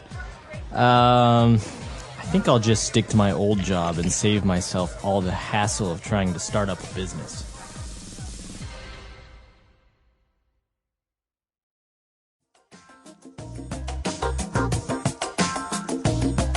So it was pretty interesting that he wanted to quit his job and just, set up a business. But actually, many people say that business plans are unnecessary.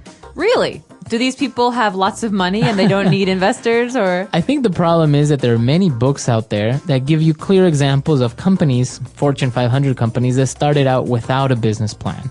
So I think many people take this as a rule. A rule, like, well, they didn't need one, or it's not really necessary, or why should I write up a business plan? Well, I'm not an entrepreneur and I'm not a business person, but my feeling is that a business plan is as much for investors as it is for yourself. Mm-hmm. It helps you clarify your goals. It helps you explain your objectives to your future colleagues.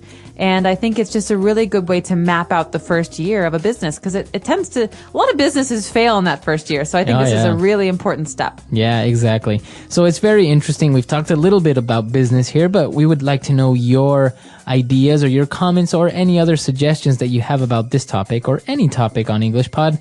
So why don't you send us a comment or a personal message? We are at englishpod.com, and we'll see you guys there. Bye, everyone. Bye.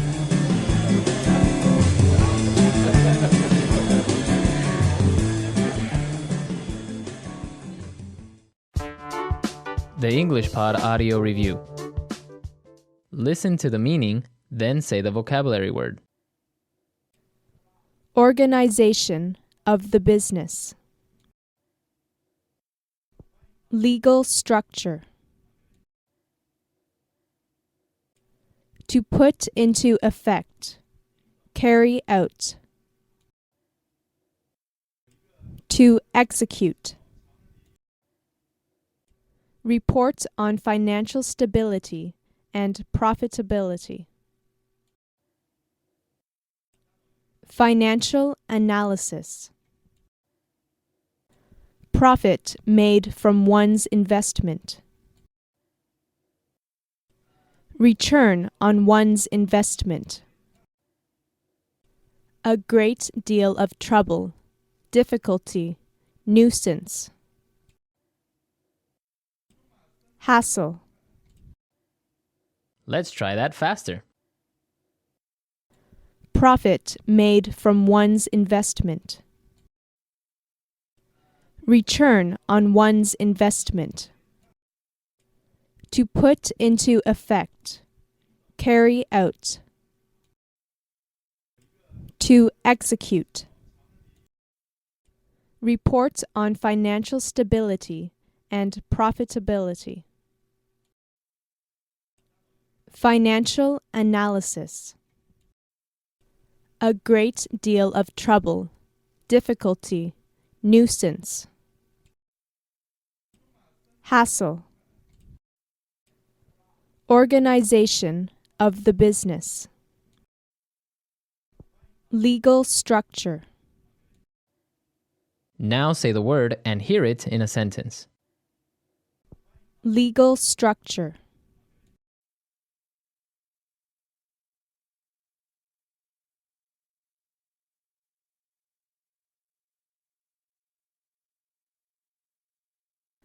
The legal structure of a business includes proprietorship of the business, whether it be one person, a partnership, or a company.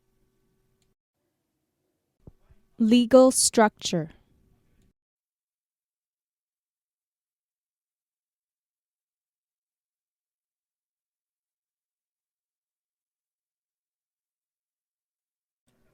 When he wrote up his executive summary and considered the type of legal structure, he decided that he would need to get liability insurance.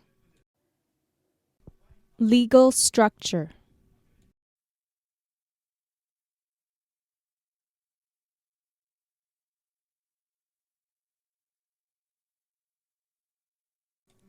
When they presented their business plan, they highlighted the legal structure of the business, which they considered to be innovative. To execute.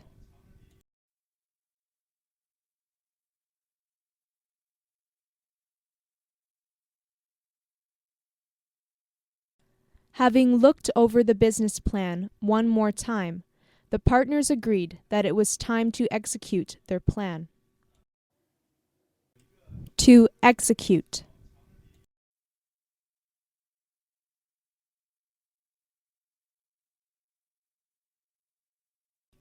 The execution of the new marketing technique would begin in the new year. To execute.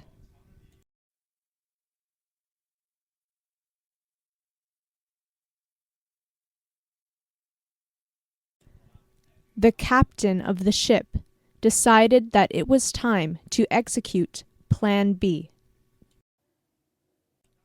Financial analysis.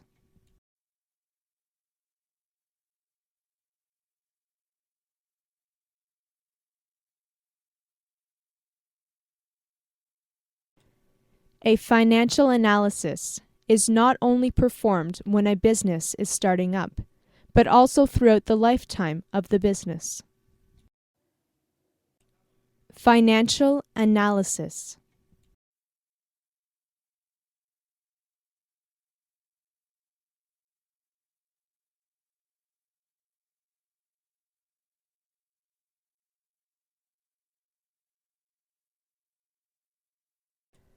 The management of a business will consult the financial analysis to make sure the business is making profits and all the finances are in place, as well as deciding where to spend money to improve the business. Financial analysis.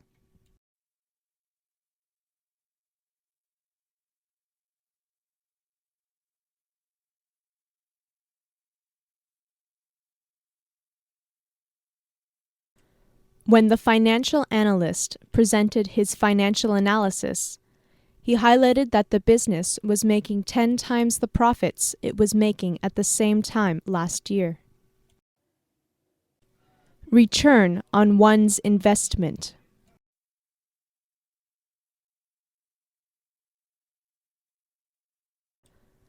I got a huge return on my investment with that company. Return on one's investment.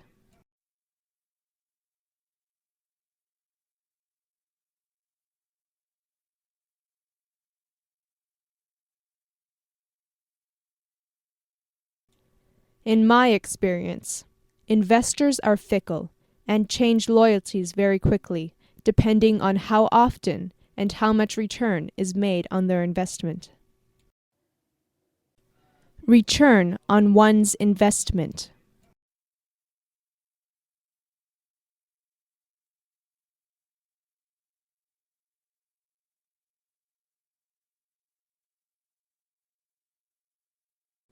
This company is fast becoming a big name in the industry, so I would suggest investing in them. It is pretty much guaranteed you will get a good return on your investment. Hassle.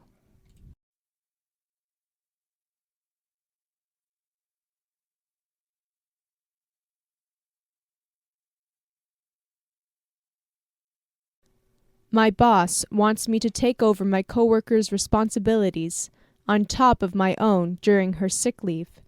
It is going to be such a hassle. Hassle.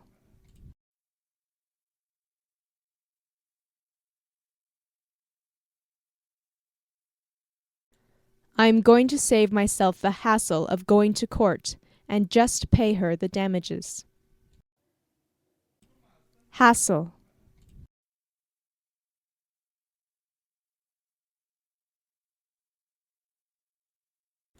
I hope taking care of my dogs while I'm away won't be too much of a hassle for you.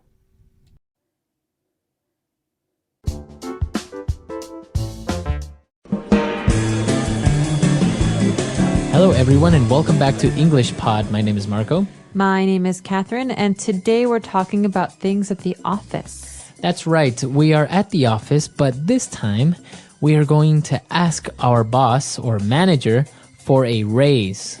All right, so what is this word raise? Let's take a look at it in today's vocabulary preview. Vocabulary preview. All right, so we're going to ask for a raise. So if you are at your office and you talk to your boss and you say, I want a raise, what does that mean? That means I want more money. Okay, so I want a raise or increase in my salary. That's right. So a raise is a thing that you ask for. And in this case, a raise means that you already work at the company, you already have a salary, and you want some more money each month. Okay, so that's what we're going to be talking about today. Let's listen to this dialogue.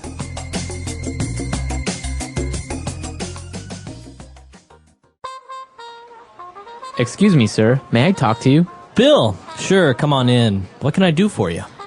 Well, sir, as you know, I have been an employee of this prestigious firm for over 10 years. Yes? I won't beat around the bush. Sir, I would like a raise. I currently have 3 companies after me, and so I decided to talk to you first. A raise? Son, I would love to give you a raise, but this is just not the right time. I understand your position, and I know that the current economic downturn has had a negative impact on sales. But you must also take into consideration my hard work, proactiveness, and loyalty to this company for over a decade. Taking into account these factors and considering I don't want to start a brain drain, I'm willing to offer you a 10% raise and an extra 5 days of vacation time. How does that sound? Great! It's a deal. Thank you, sir. Before you go, just out of curiosity, what companies were after you? Oh, the electric company, the gas company, and the water company.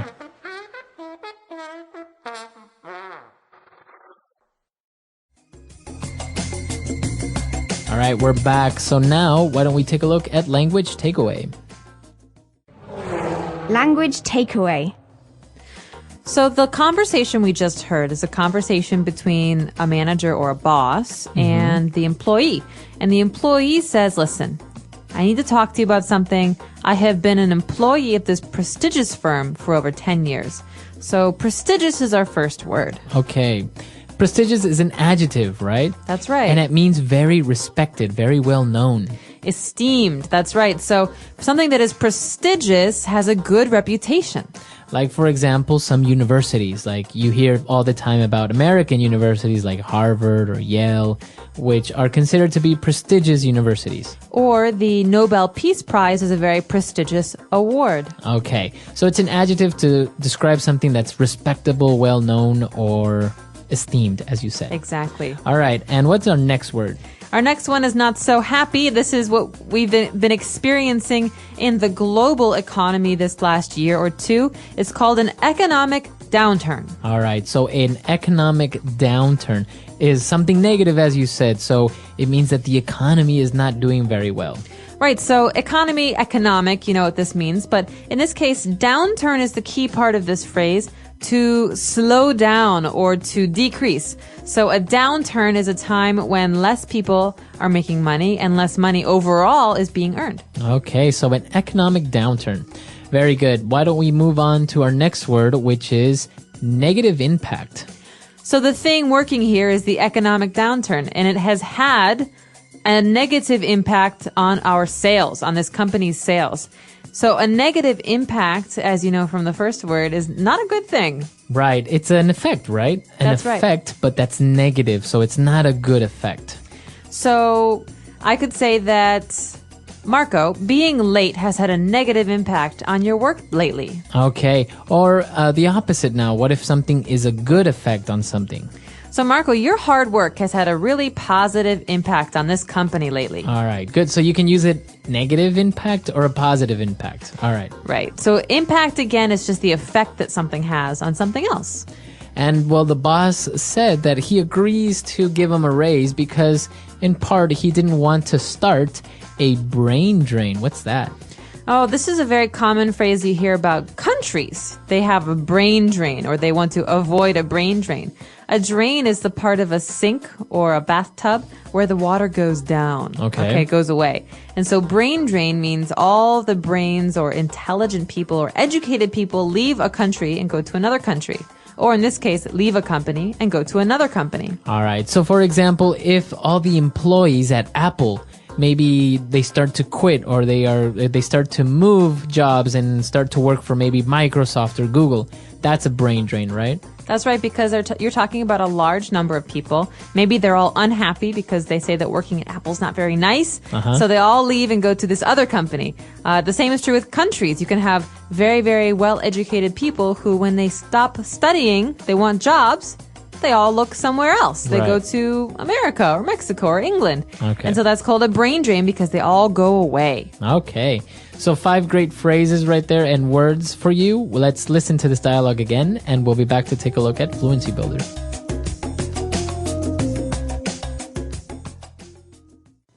Excuse me, sir. May I talk to you? Bill, sure, come on in. What can I do for you? Well, sir, as you know, I have been an employee of this prestigious firm for over 10 years. Yes? I won't beat around the bush. Sir, I would like a raise. I currently have 3 companies after me, and so I decided to talk to you first. A raise? Son, I would love to give you a raise, but this is just not the right time. I understand your position, and I know that the current economic downturn has had a negative impact on sales.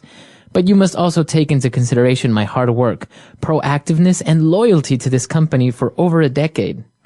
Taking into account these factors and considering I don't want to start a brain drain, I'm willing to offer you a 10% raise and an extra 5 days of vacation time. How does that sound? Great! It's a deal. Thank you, sir. Before you go, just out of curiosity, what companies were after you? Oh, the electric company, the gas company, and the water company. This first phrase in today's Fluency Builder is one of my favorites. It's something that we say often when we're having a conversation, and we want the other person to just tell us what they're talking about. All right, so the guy said, you know what? I'm not going to beat around the bush. Or you could also say, please don't beat around the bush. So I'm not sure where this phrase comes from, but it means please be direct, or I'm going to be direct. I will not wait any longer to tell you what I'm talking about. So if somebody is beating around the bush, that means they are not being direct. They're not telling you something immediately. It's, like when a person is trying to think, but has a hard time, and they're really trying to explain something, but it's just, well, you know what I'm talking about. It's like that time with that thing where he did that. Okay, this is really annoying. I know. It's called beating around the bush because you just don't say what you're thinking. Right, exactly. So you don't say something directly. Now, our next phrase is to take into consideration. Take something into consideration.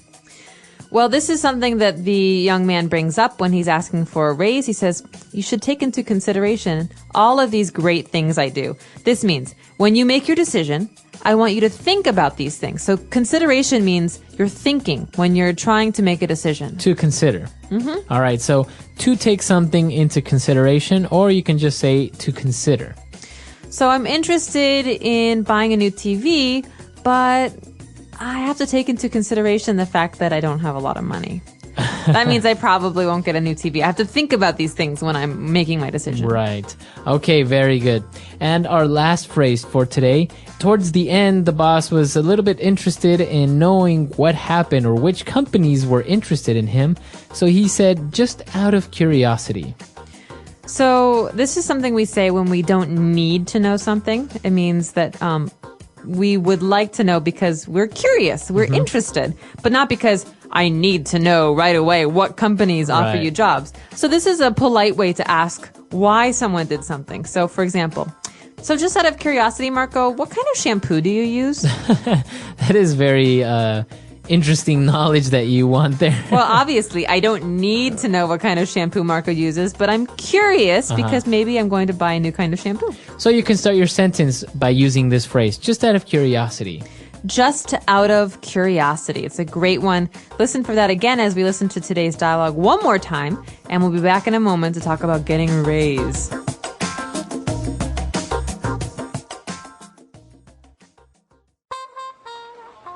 Excuse me, sir. May I talk to you? Bill, sure, come on in. What can I do for you? Well, sir, as you know, I have been an employee of this prestigious firm for over 10 years. Yes? I won't beat around the bush. Sir, I would like a raise. I currently have 3 companies after me, and so I decided to talk to you first. A raise? Son, I would love to give you a raise, but this is just not the right time. I understand your position, and I know that the current economic downturn has had a negative impact on sales. But you must also take into consideration my hard work, proactiveness, and loyalty to this company for over a decade. Taking into account these factors and considering I don't want to start a brain drain, I'm willing to offer you a 10% raise and an extra 5 days of vacation time. How does that sound? Great! It's a deal. Thank you, sir. Before you go, just out of curiosity, what companies were after you? Oh, the electric company, the gas company, and the water company.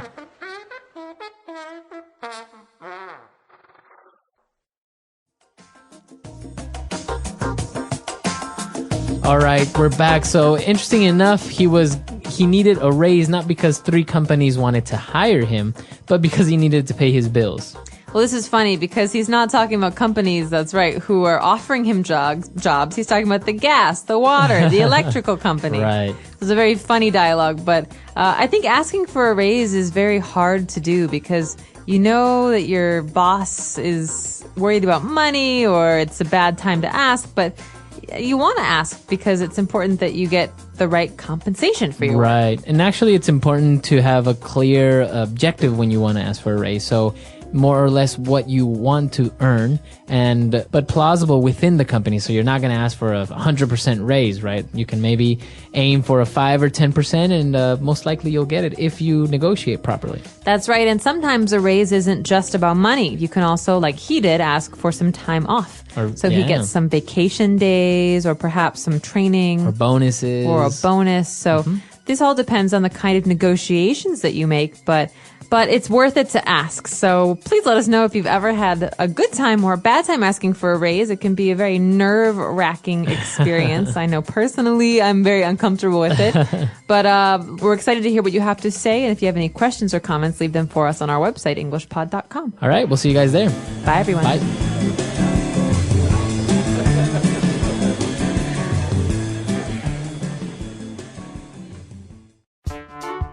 The English Pod Audio Review. Listen to the meaning, then say the vocabulary word. Avoid the subject by talking about something else. Beat around the bush. Increase in salary. Raise.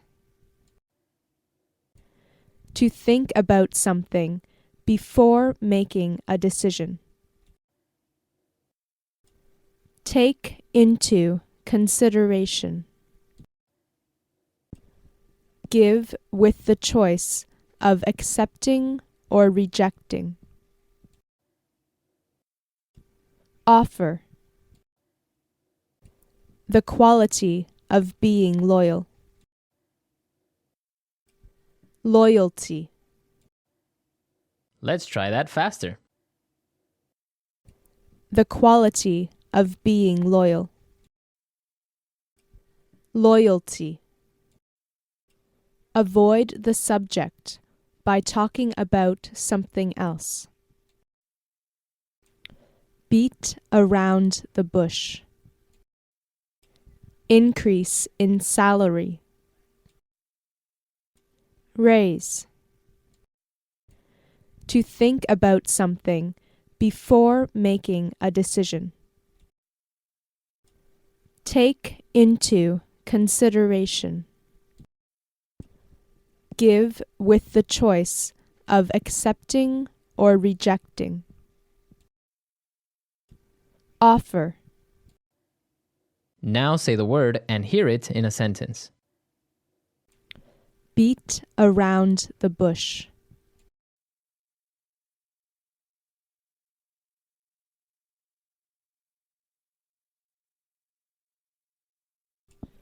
Stop beating around the bush and tell me what you came here to say. Beat around the bush.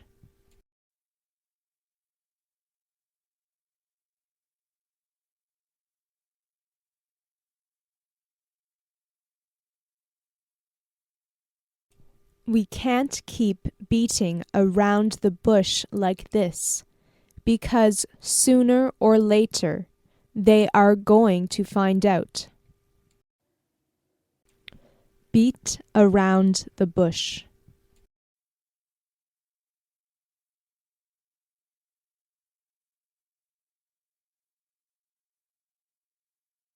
He tried to beat around the bush, but his father knew better and forced the truth from him. Raise.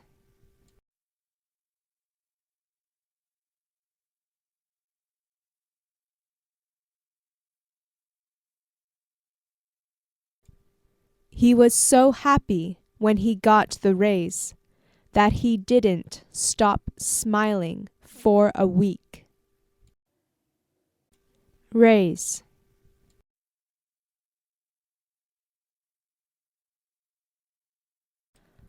My boss just gave me a raise. Raise.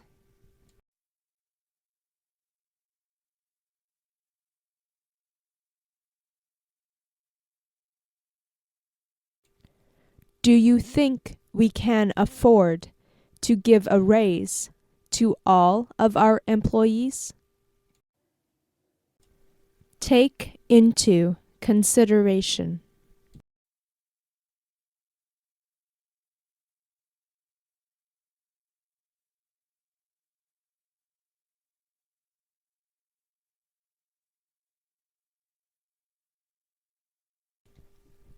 Can you please take our family's needs and wants into consideration before you decide to spend the rest of our money gambling?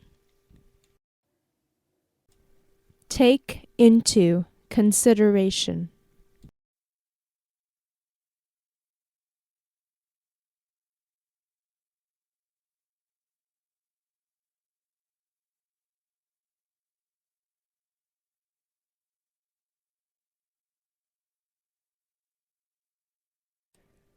Before you decide which employee to promote, you should also take into consideration whether their skills would be better used at their current position or in their new position. Take into consideration.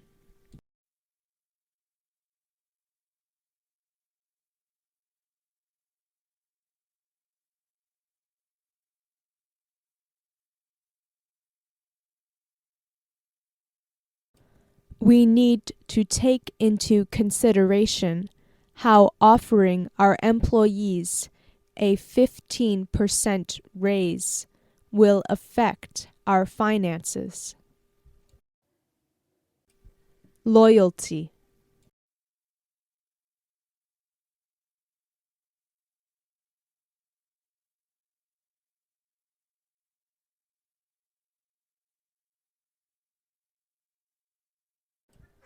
Many businesses rely on customer loyalty to survive, which means that they have to make sure they treat their customers well. Loyalty.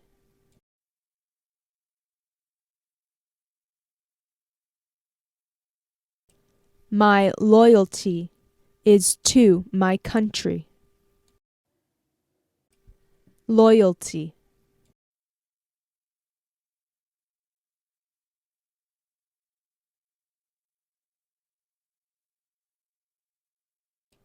His loyalty to the company is unshakable, so we can count on his vote. Offer.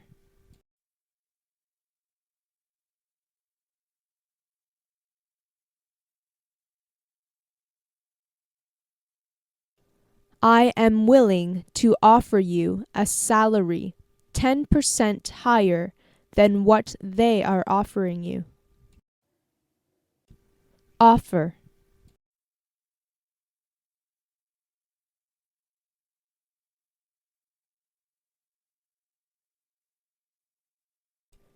She offered her help to her sister, but her sister didn't take it. Offer.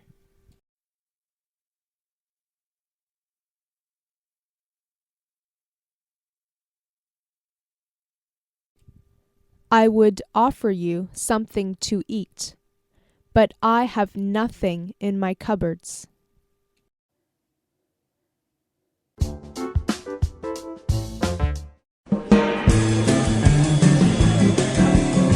Hello, everyone, and welcome to another great lesson here at English Pod. My name is Marco. My name is Catherine, and today we've got an upper intermediate level lesson for you all. That's right. We're going to talk a little bit about business, and specifically, we are in a business meeting where we're trying to sell something to someone. That's right. So you're going to hear a lot of talk about chocolate, or in this case, gourmet bonbons. Gourmet bonbons. Bonbons is another word for chocolate candies or candies. Okay, so a bonbon is kind of like round usually, right? Usually, yes. Okay. All right, so let's get started and listen to today's dialogue. We'll be back in a moment.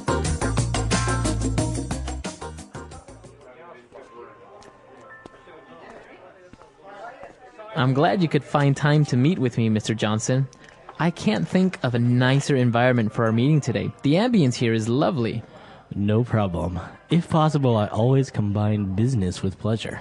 Now let's hear more about these chocolates you're offering.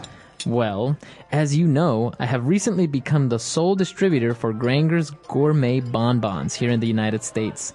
They're a new manufacturer and are looking to break into the luxury market. Naturally, your restaurant sprang into my mind immediately.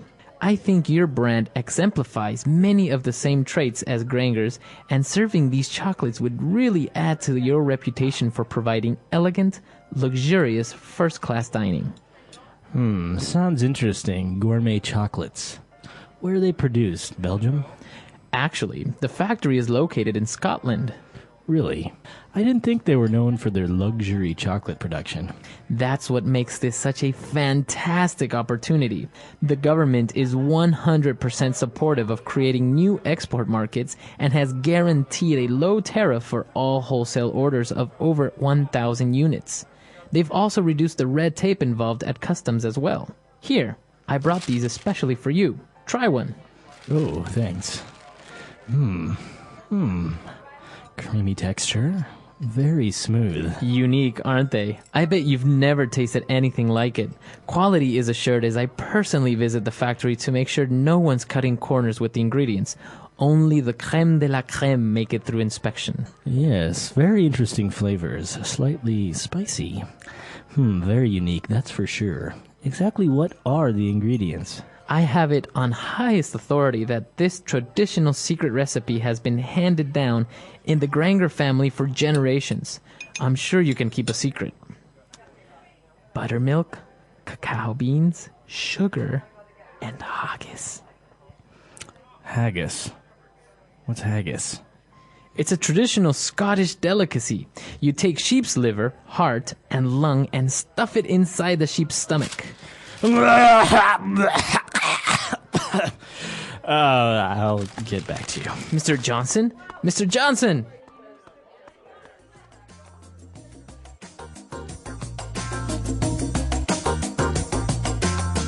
All right, we're back. So a lot of interesting vocab there. The guy was trying to convince him about these chocolates, but it turned out to be something a little bit strange, and we'll talk about that in a little while.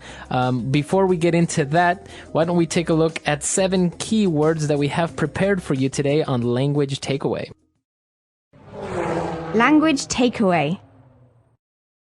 Okay, so we've divided language takeaway into two parts today. The first part is all about business and manufacturing. So what's our first word, Marco? All right, so the guy talked about being the sole distributor for this company called Granger's Gourmet Bonbons. Okay, a distributor. Okay, this is a person or a company, and a distributor is someone who distributes or sells a product, right? Right, so the factory will make them. He will get all these goods from the factory, and then he will be the one that gives it to the different retail stores. So he can have many clients, and he is the main person who you get it from. So obviously they don't get it directly from the factory. Okay, so this person, a distributor or a company, is in the middle of the transaction. On one side, there is the manufacturer, and on the other side, there is the retail market or stores. Exactly. And as you said, that's our second key word today, manufacturer. Okay, manufacturer, again, is a person or company that makes a good. So, for example, a television manufacturer makes TVs. It's like a factory. Exactly. So they manufacture things. They make them. All right. So we've got distributors who are moving goods. We have manufacturers who are making them. But what happens when we want to move a good out of a country? Okay, so that is our third word for today. Usually in customs, we have to pay a tariff for these goods, or a tax. Okay, so a tariff is a special kind of tax that you pay when you are trying to export or send outside of your country goods that you've made in that country. So, for example, if I make 100 TVs in America, but I want to sell these TVs to someone in Mexico, I have to pay a tariff. I have to pay like $10 to the government. That's right. That allows me to send these out of the country. That's right. So that is a tariff. And now when he was talking about tariffs and how the government is reducing the tariffs in order to motivate business, he talked about also that the government is reducing or cutting the red tape. Okay, so he says, listen, they've also reduced the red tape involved at customs. So this means that before they were encountering some problems at customs, because customs, you know, there's a lot of paperwork, there's a lot of taxes, there's a lot of information you have to provide. It's a hassle. It's a lot of work. A lot of paperwork. Right. So this kind of paperwork, bureaucracy, this is called red tape in English. For example, I would love to get a visa for my foreign husband, but there's a lot of red tape. There's a lot of work that we have to do. There's a lot of bureaucratic processes that you have to do. All right. So red tape, this means a lot of paperwork, a lot of work that you have to do. Okay. So those are our key words that are related to business. Now let's move on to a couple of different adjectives. The first one, when he talked about chocolates, he said elegant. He said that something is elegant. Okay, elegant. This is a great adjective. You're going to see this on a lot of luxury brand items. Elegance means something is elegant if it is classy, if it looks really good and rich, or you could say that dress is very elegant, that mink coat is very elegant. Okay. This is a positive thing. So something that looks kind of expensive at times as well. Yeah, that's right. Another word that means looking expensive or elegant is luxurious. Okay, so luxurious comes from the noun luxury. That's right. Luxury, luxurious. So we can say that the executive suites at this hotel are very luxurious. They have a jacuzzi, a king-size bed, expensive silk sheets. All right, the best quality materials. So you can say that elegant and luxurious kind of go hand in hand. That's right. Although elegant, you usually say about someone or their clothing, or even a car, but luxurious is more like a place or an object. Okay. Good. And then we have one final word that also describes something that is very rare or very good and rich, a delicacy. Yeah, actually, this one is a noun. It's a thing. So we can say that this is a Scottish delicacy, or what are the delicacies in your country? So delicacy is something that's special. Okay. So, for example, you've told me that in Ecuador there are some interesting food delicacies. Delicacies? Little animals. Yeah, for example, guinea pigs. Well, they're not really really a delicacy, although kind of, because guinea pigs are expensive comparatively to chickens, for example. So it is considered to be something that you only eat on special occasions. Right. And in East Asia, many people consider shark's fin soup to be a delicacy. Right. It's a special dish. So we can say that it's usually about food, and it's rare, something that's rare or special, or also can be very expensive. That's right, a delicacy. Okay, so a lot of great, interesting words on language takeaway. Why don't we move on now to Fluency Builder? Fluency builder. This first phrase is actually something I try to do as often as possible, but it's usually very difficult. I combine business with pleasure. Right, to combine business with pleasure. Now, this is a whole phrase, and this talks about doing business, but at the same time, doing it in a fun way or an interesting way. Right. So pleasure here means something that is fun or entertainment even. So, for example, going out to dinner with your company is a way to combine business with pleasure. All right. Or meeting a client at a bar is combining business with pleasure. So you're combining things that are fun and things that are work related. Right, because you can have a business meeting in a boardroom or in a business or in a meeting room, but if you have the same business meeting at a bar where you're talking and laughing, but also at the same time talking business, then you're combining business with pleasure. That's right. And now for our second phrase, it's more about cheating, right? Somebody that is cheating or maybe not doing things correctly, they are cutting corners. That's right. So cutting corners is another way to say cheating. For example, I've seen students cutting corners with their studies. You think about cutting corners, it means that you're not going the long way. You're cutting, you're cheating by going the shorter way. You're taking a shortcut. So, for example, instead of studying for that final test in math, some people write the formulas on their hands. Right. This is a way to cut corners. Instead of studying, you actually cheat by putting it on your hand, making it easier. So to cut corners is to cheat or to try to take the shortcut, but it kind of has a negative connotation, right? Oh, definitely. So most people will say, don't cut corners. In the end, it's not worth it. Right. And for our final phrase, we have one that it's in French. So this one is in French, but it's also a very common English phrase. That's why we're going to teach it to you. The crème de la crème. Okay. So literally in translated from French, that means the cream of the cream. Right. But in English, we would say that it's the best of the best. The best of the best. The very top. So that's what this phrase means. The best of the best. The very top. The most excellent. So you could say, Harvard University attracts the crème de la crème of American high school students. Okay, so the very best of American high school students. All right, so that phrase, it's in French, but you can say it in English, right? Like fiancé, for example. Fiancé, crème de la crème. These are all words that we've stolen from French and we use in English. So don't worry about how you pronounce it in English. We just say crème de la crème. Okay, so why don't we listen to this dialogue for the last time, and we'll be back in just a bit.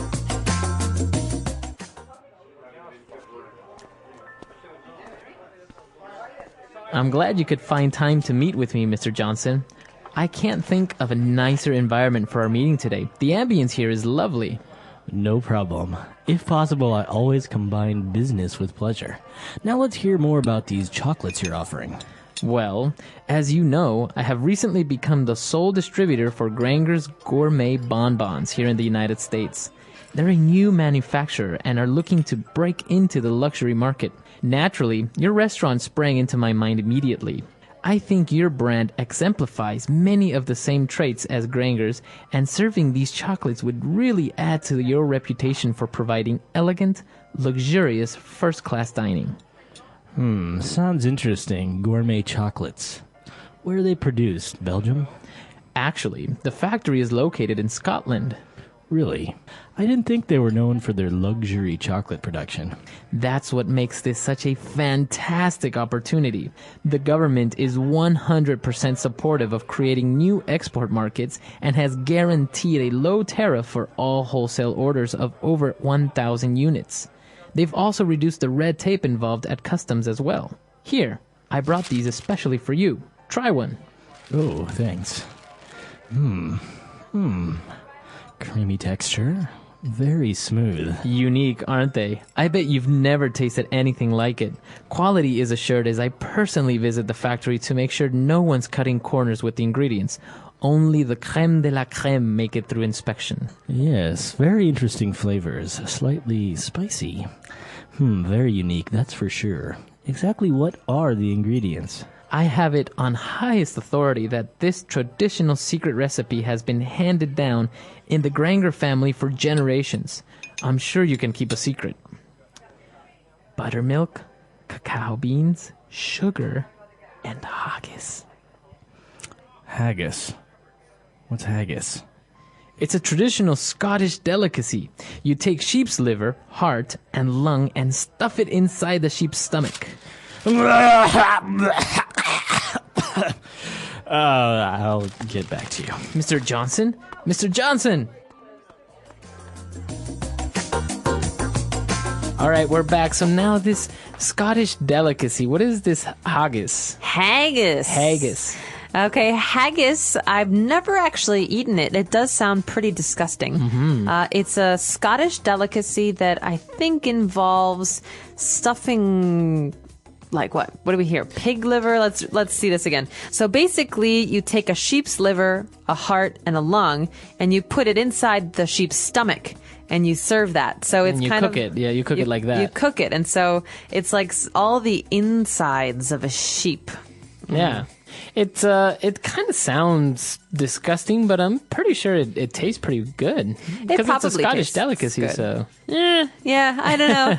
Although I cannot imagine eating it in a chocolate. This is disgusting. I've heard of countries where they take chicken, they stuff it with something, like they have a stuffing, and then they put the chicken inside a goat, and then the goat inside a bigger animal, and then they cook all that together. Oh, wow. And then you have you have this amazing, obviously it's huge. They use these big brick ovens to cook them. But you have this platter with like 3 different types of meats. Oh, wow. We have that in America. Really? It's called a turducken. Turducken. Turkey, ducken, turkey, duck, and chicken. So you have a chicken inside of a duck, which you put inside of a turkey. Turkey, wow. And you bake it. Wow. Yeah. How does it taste? Delicious. It's a very special taste. Exactly. Yeah. So I'm curious to know what your national delicacy is. Do you have a delicacy in your home country? Let us know on EnglishPod.com. We're always curious to talk about food, but we would love to have you practicing on the website and asking any questions that you may have. That's right. So we'll see everyone there. Until next time. Bye. Bye.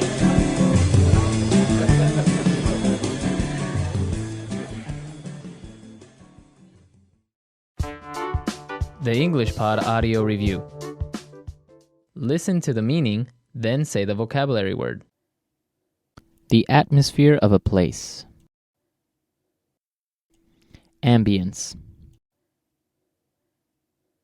A person or business that sells to retail stores. Distributor. A company that makes goods. Manufacturer. Enter quickly. Break into. To appear or come into being quickly. Spring. Sets an example, a demonstration. Exemplify. A characteristic feature or quality. Trait. Place where goods are made. Factory. Famous for, easily recognized. No. A tax or amount of money to be paid. Tariff. The sale of goods in large quantities. Wholesale. Procedures required to gain bureaucratic approval. Red tape. To do something in the easiest or most inexpensive way. Cutting corners. To pass from one family member or generation to the other. Hand down. Made of sheep's viscera, minced with oatmeal and sweat. Haggis. To pack tightly, to cram inside. Stuff. Let's try that faster. The sale of goods in large quantities. Wholesale. Made of sheep's viscera, minced with oatmeal and sweat.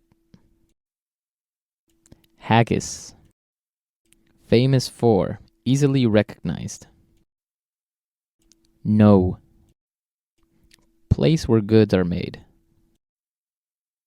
Factory. Sets an example, a demonstration. Exemplify. Enter quickly. Break into. To pass from one family member or generation to the other. Hand down. A person or business that sells to retail stores. Distributor. A tax or amount of money to be paid. Tariff. To pack tightly, to cram inside. Stuff. To appear or come into being quickly. Spring. A company that makes goods. Manufacturer. To do something in the easiest or most inexpensive way.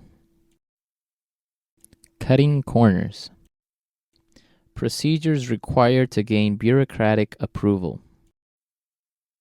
Red tape. A characteristic feature or quality. Trait. The atmosphere of a place. Ambience. Now say the word and hear it in a sentence. Exemplify. Exemplify. Exemplify. Wholesale. Wholesale. Wholesale. Red tape. Red tape. Red tape. Cutting corners. Cutting corners. Cutting corners. Hand down. Hand down. Hand down.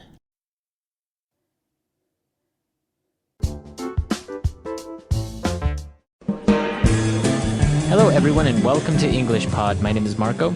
My name is Catherine, and today we have a lesson that comes actually from a user request. That's right. We had a user request who asked us if we can do something about a purchasing manager, maybe what his job does or what it is to be a purchasing manager. So you'll find out all about that today in this lesson. It's an upper intermediate about being a purchasing manager and about vendors. So let's check out today's dialogue.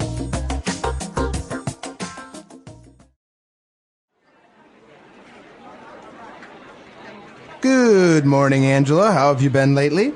Morning, Michael. I've been very busy lately. One of our other vendors is going out of business, and I've been searching for a suitable replacement. Well, rest assured that you can count on us to be here for the long run. Please sit down. Coffee? No, thanks. I've been trying to cut down on the caffeine. I could never do that.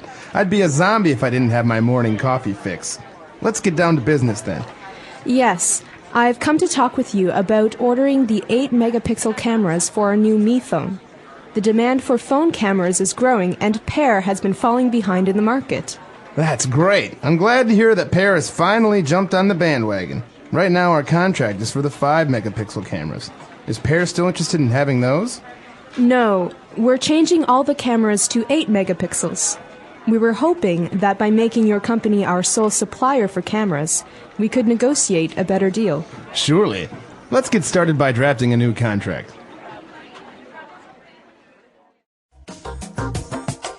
All right, we're back. So a very interesting job to be a purchasing manager, a lot of responsibility on top of him. And we actually saw some really interesting phrases and words that are related to business, to negotiating, contracts, etc. So let's take a look at some of those now on Language Takeaway. Language takeaway. So the first word we have is vendor. This is a noun. It means it's a job. It's the name of a person's job. So he is a vendor. Okay, and a vendor, what does a vendor do? Well, a vendor sells things. Okay, so the verb here is to vend, like a vending machine is that machine that you can buy sodas from. Mm-hmm. But a vendor is someone who sells things to someone else. Okay, so I can say he is a door vendor. He sells doors? Yeah, that's right. Or let me contact my vendor about the price list for these TVs. Okay, very good. So we're talking about a vendor who is going out of business. And because he's going out of business, this manager is actually looking for a suitable replacement. So this is an interesting phrase because these two words normally go together. We say, let's find a replacement. Okay, that's good, but really we want a suitable replacement. And so first of all, the word suitable means like appropriate or good. But what about replacement? What does this mean? A replacement is something that takes the place of. It replaces something else. So for example, we have our vendor who went out of business.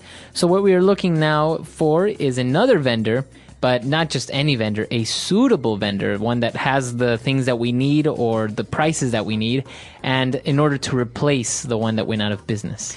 Right, so we could say this about other things, not just people. For example, if I break my iPhone, my cell phone, very expensive phone, I'm upset about it, but when I buy a new one, I don't want a cheap one. I want a suitable replacement, one that's about the same as the old one. That's right. So you maybe you don't get the exact same one, but you get one that's very similar. Exactly.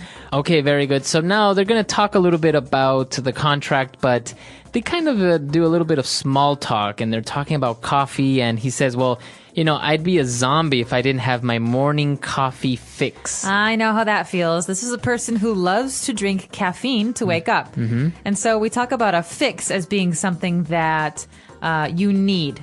Okay? My coffee fix means the coffee that I drink in the morning to survive. That's right. Okay, so we know the verb to fix is to make something good again, to repair. But in this case, we're taking fix as a noun, and we're saying that it's something that you need, like you said. For example, maybe in the morning you need your English fix, and so you'd listen to English Pod. Exactly. You need it so much, it's like a drug. That's right. Very good. And moving on, they started to talk a little bit more about the details of the business, and he mentioned that they want to make this company their sole supplier for cameras.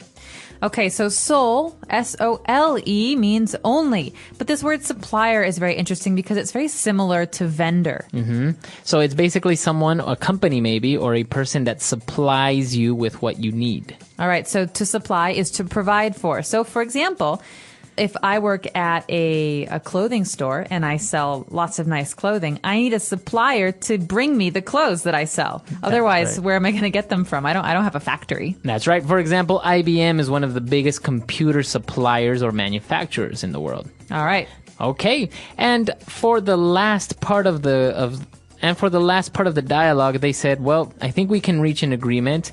Let's get started by drafting a new contract. They're going to draft a contract. All right, so this is interesting because we don't use the verb to write a contract. Now, you would think, well, of course you write it, but there's a special verb that we use with the word contract. So just remember this phrase together, to draft a contract, or my company will draft a contract and send it to you. This means to prepare a contract in order for someone to sign it. That's right. So it's basically the same as write, but it's usually used more with contracts, to draft a contract. Exactly. Or maybe you can say to draft up a business plan. Exactly. So to draft a plan, to draft a contract, this is basically to write something that has many different points, many different strategies. Okay, very good. So 5 key words for you there. Now let's move on to some key phrases on Fluency Builder. Fluency Builder. Okay, so there are a lot of really, really juicy phrases in today's lesson. The first one is rest assured. So we heard this from Michael at the beginning of the dialogue. He said, rest assured that you can count on us. That's right, rest assured. So This is a phrase that you use to try to give confidence to someone, telling them, you can trust me, rest assured that I'll be there. Don't worry. Don't worry. So let's hear another example of it. Rest assured, Marco, I will be there to support you. Okay, so I know that you will be there, or I can trust that you'll be there. Okay. Very good. So to rest assured. Now, the second part of it is in that same sentence, well, rest assured that you can count on us. Okay, so what does it mean to count on us, to count on me? So the verb to count has a couple of different meanings, and most of us are familiar with the other one. To count numbers, 1, 2, 3, 4, 5. But here, to count on someone, remember that preposition on, means to expect someone to do something, to depend on someone. That's right. So if you count on someone, means that you depend on them, you rely on them, you can trust them. So, for example, in the sentence that I just told Marco, rest assured, I will be there. You can count on me. That means you can depend on me. You can expect me to be there. I will not let you down. That's right. Okay. In that same sentence, we have another phrasal verb. Rest assured that you can count on us to be here for the long run. The long run. All right. So we're not actually running here. The long run is a phrase that means for a long time. So, for example, if I'm in an interview and someone asks me, well, we're really interested in your resume and we really like you. We want to know, are you available in the long run, in the long term? That's right. So if you say, yes, I am here for the long run, it means that you are here for a long time. Okay. And let's move on to our next phrase. When they're actually, they stopped with the small talk and now they want to get down to business. You hear this phrase all the time because you don't just walk into a meeting and start talking about business stuff, you know? You start with the nice things first. You say, how was your weekend? How is your wife? How was that game of golf? So you're talking about nice small talk, like you just said, Marco. But when you want to start talking about numbers or products, things like that, that is called business. So when you want to start that, you say, let's get down to business. That's right. Very good. So it's a phrase to say, okay, now let's start talking about what we came here to do, to start talking about business. And the last phrase that we have for you, it's a very interesting phrase. When they were talking about one of the brands of phones, they're saying, I'm glad to hear that Per has finally jumped on the bandwagon. Now, Marco, I wish I could tell you I knew where this phrase came from, but I don't.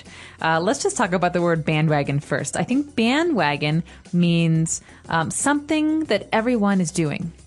That's right. So I think if everyone is, likes the color purple, and all of a sudden you like the color purple, then that means you just jumped on the bandwagon. All right, I jumped on the bandwagon. So you think of a wagon as like, before they had cars, they had wagons. They're wooden and they have wheels and they're pulled by a horse. And so everyone is on there and they're all going somewhere. And I wasn't on it, but I jumped on the back. That means I joined everyone. I started to do what they're doing. That's right. So I guess you agree with them, or you're going in the same direction that everyone else is going.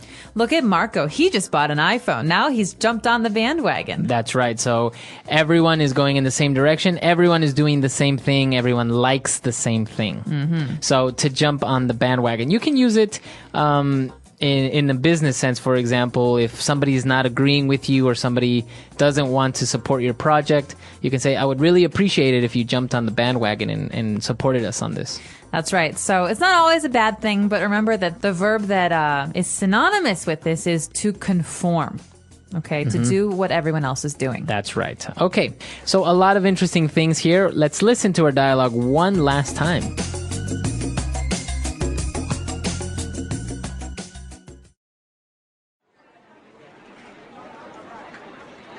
Good morning, Angela. How have you been lately? Morning, Michael. I've been very busy lately. One of our other vendors is going out of business, and I've been searching for a suitable replacement. Well, rest assured that you can count on us to be here for the long run. Please sit down. Coffee? No, thanks. I've been trying to cut down on the caffeine. I could never do that. I'd be a zombie if I didn't have my morning coffee fix. Let's get down to business then. Yes, I've come to talk with you about ordering the 8-megapixel cameras for our new Mi phone. The demand for phone cameras is growing, and Pear has been falling behind in the market. That's great. I'm glad to hear that Pear has finally jumped on the bandwagon. Right now our contract is for the 5 megapixel cameras. Is Pear still interested in having those? No, we're changing all the cameras to 8 megapixels. We were hoping that by making your company our sole supplier for cameras, we could negotiate a better deal. Surely. Let's get started by drafting a new contract. So talking about purchasing, it's actually a very interesting position. I think many or almost all companies, big companies, have this position where not only do they have to, maybe if they're in retailing, they have to purchase the goods that they will sell, but also in offices, for example, who buys the paper, the printers, the copiers, everything for the office. That's right. And this is a very important position, as you say, because this person can save a company a lot of money if the person knows the right vendors. That's right. If the only vendors you know are selling things at very high prices, then that's not very good for you or for your business. But if you know all the inside secrets, you know all the good vendors, then maybe you're going to be able to save a lot of money. That's right. So I think this position is also a lot broader than just this. So maybe someone can also help us out on the website, englishpod.com. You can explain, maybe if you're a purchasing manager, you can tell us what your job entails, or if you know a purchasing manager, what does that person do? That's right. We're very curious to know, and we hope that you'll be able to use some of these new words and phrases. If you want to practice, check us out, englishpod.com. All right. We'll see you guys there. Bye. Bye.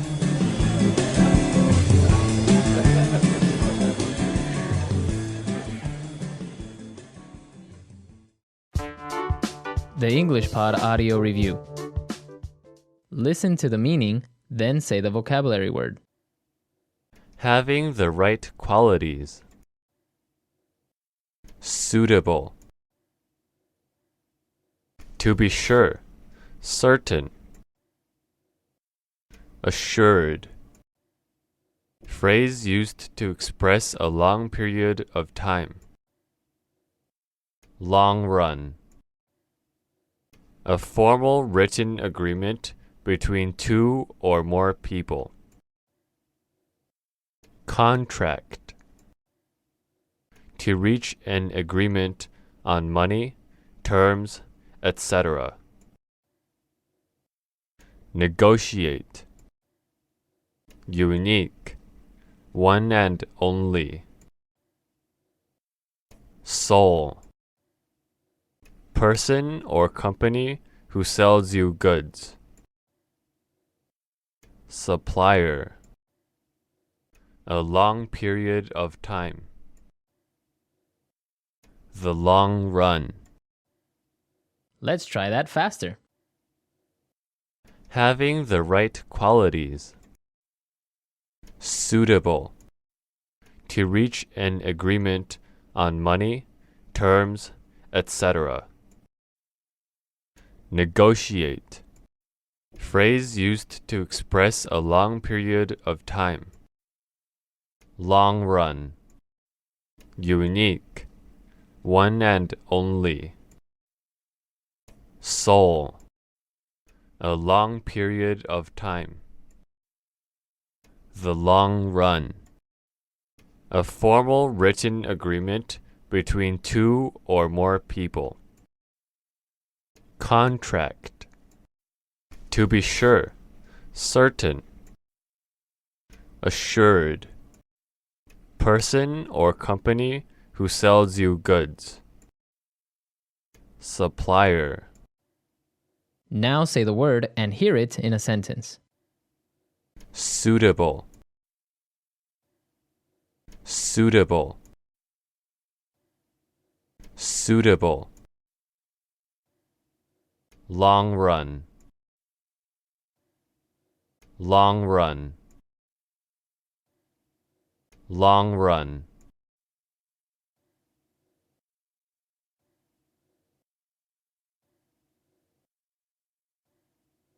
Contract.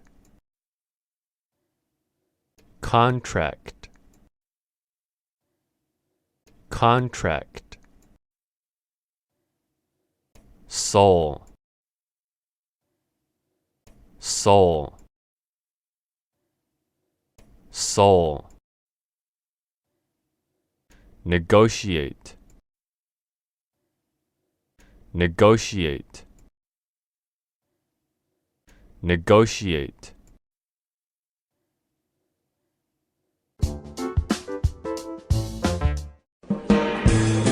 Hello, everyone, and welcome to English Pod. My name is Marco. My name is Catherine, and today we have an upper intermediate level lesson about something very technical. We're talking about marketing strategies here today. That's right. Today we have an upper intermediate lesson at the office. That is the category of this lesson. And we're basically talking about marketing, a marketing plan, and a lot of technical words around this part of business. All right, so let's take a listen to today's dialogue, and we'll be back in just a moment to talk about what's going on.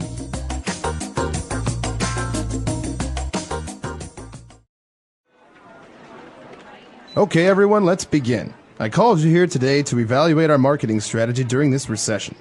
I wanted to re-emphasize our corporate mission of aiming to give our customers the best coffee and service in a clean and welcoming atmosphere. Several other shops have been reducing their prices for their coffees, and they are drawing in more customers. Why aren't we doing the same thing? I know that recent sales have been slow, but we are not going to reduce our prices to the level of our competitors. We offer a superior product, and our focus is on long-term growth rather than short-term sales. If we lower our prices, we run the risk of devaluing our product. Customers don't care about coffee anymore. They only care about price. I disagree. Highly discerning customers know that our coffee is far better than the coffee you buy at the other places.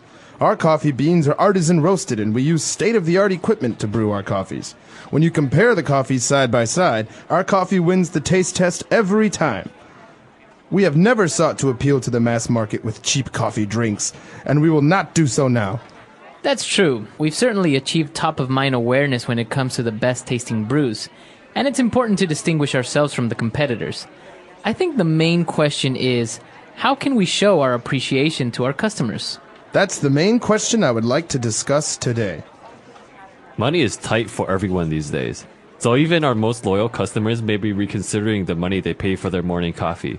Since the superiority of our coffee beans is one of our core competencies, why don't we sell the beans for people to brew coffee at home? That could definitely be a way we could expand our company. But would we be undermining the essence of the company that way?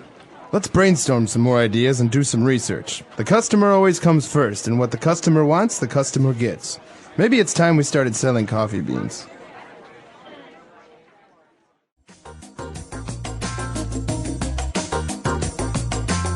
All right, we're back. So a very interesting dialogue. I think this is something very common that would go on in a meeting room when the marketing department is talking about prices and how do we increase sales, etc. So I think we had a lot of difficult words, or maybe words that we didn't really understand well. So let's take a look at some of those in language takeaway. Language takeaway. So the first word on the top of our list today is recession. Anyone looking at the news this year or last year probably knows what this word means, but let's talk about it anyway. What is a recession? That's right. So everyone was talking about the recession, and basically it is a noun. All right. And it means that people don't have enough money like before. And so consequently, services are decreased. People aren't buying as much. So there is a lack of commerce going on in a country, a region, or a city, etc. All right. So basically in economics, you have these different cycles. It's not like the economy is always the same. And so sometimes when there's not enough money, we call it a recession, and we can say, hey, I don't have much money to spend right now. We are in a recession. So that's a very common way to use the term. That's right. So as you said, it's an economic term, and many consequences because of this lack of jobs. It's just, as you said, a cycle. And so apart from a recession, that's why they are brainstorming to see how they can increase sales despite the recession. They also talked about their customers, and that their customers are highly discerning. All right, so this word, discerning, comes from the verb to discern. Mm-hmm. And it's a really important one because it means to be able to tell the difference, to understand the difference between two different things. Mm-hmm. Okay, so let's say we have 2 cups of soda. Mm-hmm. I'm very good at tasting things, so I can discern the difference. I can discern the difference between these two. I can say one is Coca-Cola and one is Pepsi. Okay, so to discern is to be able to tell the difference or to notice the difference between many things. And so obviously you are a discerning person. All right, or you have discerning taste. This means that you're very good at telling when something is high quality and when it's not high quality. Okay. And well, talking about discerning customers who know what they want. And so they talked about their coffee beans, and it's one of their core competencies. Okay, so this is something you might actually hear in education as well as in business. Something is your competency if you are able to do it. All right. So I am able to write Chinese characters. It's one of my core competencies. Okay. So that's something that I'm able to do. So I consider it one of these central or important abilities. But you always talk about competencies within the context of some area. So my language skills, or in this case, at a company, we're talking about making a coffee. One of the company's core competencies is making their coffee beans. That's something they're good at. That's right. And core, when we talk about core, we talk about the center. We talk about one of the most important things. That's right. Okay. And, well, for the last word that we've prepared to you on Language Takeaway, we talked about them worrying that, selling the coffee beans might undermine the essence of the company. To undermine. Okay, this is a really important verb, and you'll hear this a lot actually in TV shows and especially in dramas. Say he's undermining my authority, or he's undermining my power. This means that someone is challenging it, or someone is kind of taking it away from you. Okay, so to undermine is to, as you said, challenge or try to take something from you, very sneaky, in a sneaky way sometimes. That's right. So, for example, if I'm the president of a country and someone is trying to take that away from me, someone is trying to be the president and trying to take down my government, he is trying to undermine my power. Okay, very good. So, 4 key words there on Language Takeaway. Now we're going to move on to Fluency Builder, where we've prepared a lot of nice and very good phrases. Fluency Builder. All right, so on Fluency Builder, why don't we start up from the beginning of the dialogue when they were talking about the prices of the coffee, and that other shops have reduced their prices, and so they're drawing in more customers. All right, so the key here is to draw in. This is a phrase. Most people will know the word to draw, to make a design on a page. But to draw in has a very special meaning. It means to attract. Okay, so you want to attract more customers. You want to bring them into the shop, so you're trying to draw them in. So, Marco, what's a good example of of something that a company will do to try and draw in customers? For example, many of you maybe have seen in fast food restaurants when they have a promotion, like you buy one hamburger and you get another one for free. So that's maybe one of the strategies that they're trying to do to draw in customers and maybe not make money, but give people the opportunity to taste their good food. That's right. All right. So the next phrase we've got here is a little bit different. It's talking about the kind of product that they have. They're talking about their coffee beans, and they say that they're roasted and that they use state-of-the-art equipment to brew the coffee. So this phrase, state-of-the-art, what does this mean? Okay, if something is state-of-the-art, okay, we're usually talking about a machine, and we're saying that it's the latest in technology. It's very, very new. It's highly advanced. It's a very technologically advanced machine. So, for example, the new iPhone 4 is a state-of-the-art cell phone. That means it's the very highest that technology has to offer. And obviously, something that is state-of-the-art is not state-of-the-art forever because technology changes, and so maybe next year there will be a new state-of-the-art telephone. That's right. So if you notice the spelling as well, we have little hyphens between each word, state-of-the-art, because we take it as a chunk all together, right? That's right. And following that, we have another phrase that is used to talk about products. They say when you compare the coffees we have side by side, our coffee wins against our competitors. So side by side. Okay, so the phrase there is side by side, and they're talking about comparing coffees side by side. So I think this is pretty literal. It's basically saying you put two coffee mugs or coffee cups together side by side, and you have people taste, and then you see which one they prefer. That's right. So you can say this when you're making comparisons. Mhm. When I look at them side by side, I think I like the pink one more than the red one. So you are comparing. You are literally putting them next to each other to make a choice of which one is your preference. That's right. Okay, now moving on, we have a very interesting phrase when they were talking about the company and they've achieved top of mind awareness when it comes to best tasting brews. So this phrase, top of mind awareness, very closely related to marketing. What are we talking about here? Well, let's look at the individual words. We have top, which is on top, not on bottom. Mind, which is your head or your thinking. And awareness, which is the way that you see things. And so let's take a guess here and say that when I think of a category of product, like coffee, for example, what is the first thing that comes into my mind? That's right. So it's actually a very cool game that you can sometimes play with friends. Basically just say, okay, when you think of coffee, what is the first brand that comes into your mind? Starbucks. So that, for example, shows that Starbucks has put in you a certain top of mind awareness. You associate coffee with Starbucks immediately. Right. You don't say Costa Coffee, you don't say Coffee Bean or any other brand, right? No, definitely. This is a way for you to really test what companies, what corporations have the most effective marketing, because obviously they're the ones who make you think of this thing, right? That's right. Starbucks has tons of marketing campaigns. That's right. So it's actually very interesting. So you can say top of mind, or you can say top of mind awareness. You can say Honda has great top of mind among their clients. Or Ferrari has great top of mind among luxury vehicles. That's right. Okay. And now for the last phrase, when we talked about money again, this is a very nice colloquial way of saying that you don't have a lot of money, or money is very scarce right now. All right, so the phrase is money is tight. All right, so you know the word tight. You can hold something tightly, or this belt is tight. I'm gaining weight. But in this case, money is tight. That's a phrase we take as a chunk, and it means, like you say, Marco, I just don't have much money right now. So money is tight right now.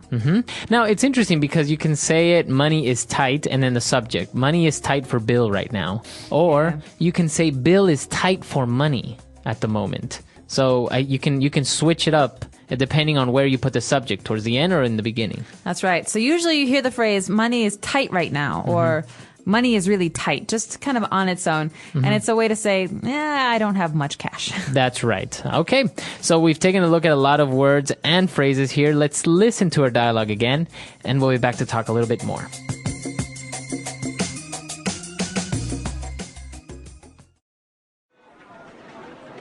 Okay, everyone, let's begin. I called you here today to evaluate our marketing strategy during this recession.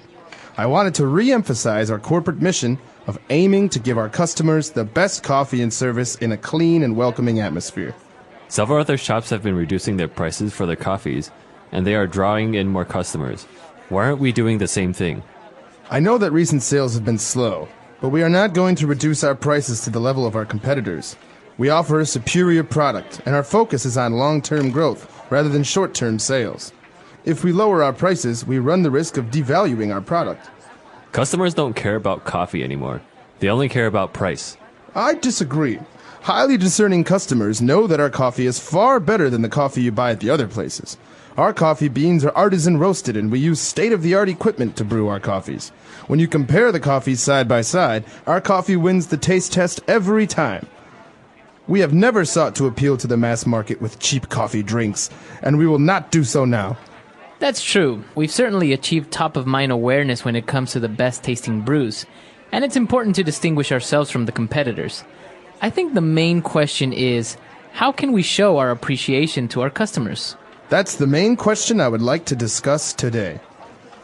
Money is tight for everyone these days, so even our most loyal customers may be reconsidering the money they pay for their morning coffee. Since the superiority of our coffee beans is one of our core competencies, why don't we sell the beans for people to brew coffee at home? That could definitely be a way we could expand our company. But would we be undermining the essence of the company that way?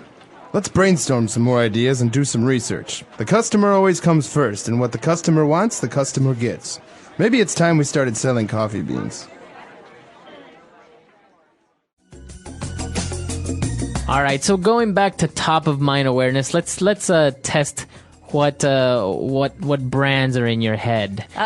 Okay, so for example, when you think of a luxury sports car, what do you think? Ferrari. Ferrari, you mentioned it before. Or Lamborghini. But you said Ferrari first. Yes. When you think of a brand of cigarettes, what do you think? Camel. Camel. Okay, this is an American brand. I don't think it's found very commonly in other places. They have it in Europe. It's very popular. Oh, really? In Europe. Yep. Okay. What about when you think of computers? What do you think? For some reason, IBM. IBM. Even though you don't own an IBM. I don't, but I grew up around the IBM, revolution. Okay. See, this is interesting. So, actually, it doesn't always work that way, that because you have a brand in your mind, it doesn't necessarily mean that you will purchase it in the future if you have the power to. But at least you are aware of the brand and you recognize it, and the chances are that you will buy it. That's right, and you're gonna be familiar with it when you read about it, or when people talk about it. So, for example, I own a Mac computer, Apple.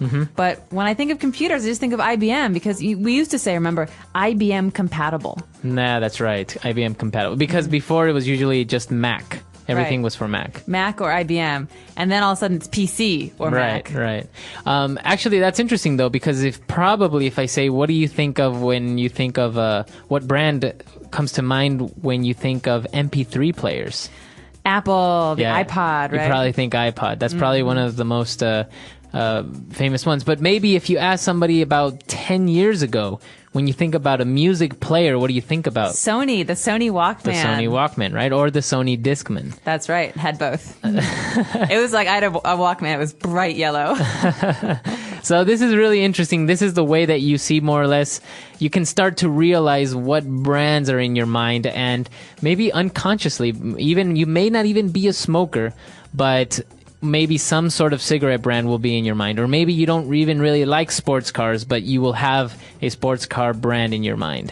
I'm very curious to hear what you guys have to say, because obviously the brands that we're aware of are dependent on where we come from and the marketing campaigns in our home countries. That's and right. Also our age. I was a teenager when I had the Sony Discman, so that made an impact on me. But let's throw that out to you guys. Let us know what you think of when we say, luxury cars or MP3 players or computers. Or maybe even basic things like detergents. Like, for example, if you ask somebody in the United States, they might say Tide. But if you ask somebody in South America, they might say, I don't know, Omo.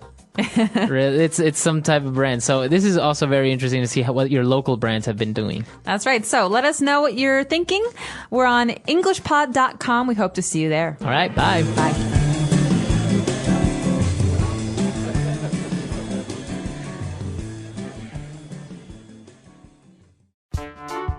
The English Pod Audio Review. Listen to the meaning, then say the vocabulary word. Reduce in value. Devalue. Showing insight and undertaking. Discerning. The latest and most advanced in technology. State of the art. Showing realization and perception. Awareness. To subvert or weaken insidiously or secretly. Undermine. Let's try that faster. Showing realization and perception. Awareness. Reduce in value. Devalue. The latest and most advanced in technology. State of the art. Showing insight and undertaking. Discerning. To subvert or weaken insidiously or secretly. Undermine. Now say the word and hear it in a sentence. Devalue.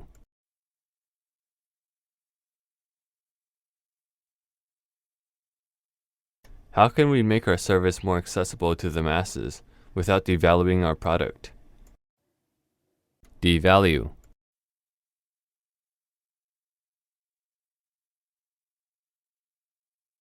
With the devaluation of the dollar, traveling overseas is now much more expensive. Devalue.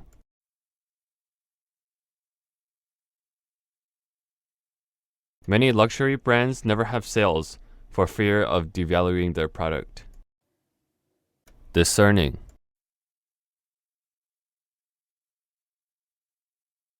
To the discerning shopper, quality is always better than quantity. Discerning.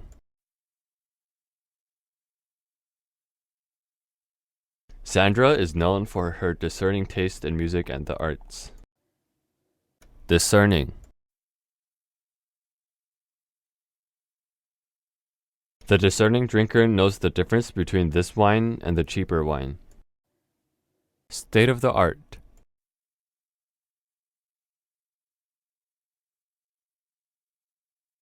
We installed new state-of-the-art machines in our factories to fulfill the recent surge in demand. State of the art. This company uses the most state-of-the-art technology to make their computers. State of the art.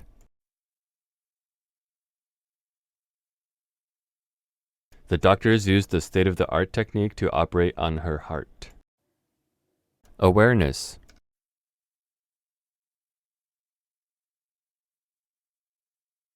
How can we achieve top-of-mind awareness in our field if we don't distinguish ourselves from our customers? Awareness.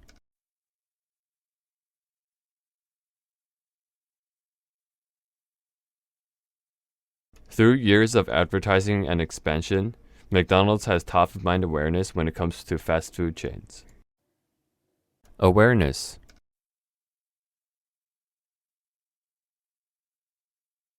Marlboro has top-of-mind awareness around among cigarette companies. Undermine.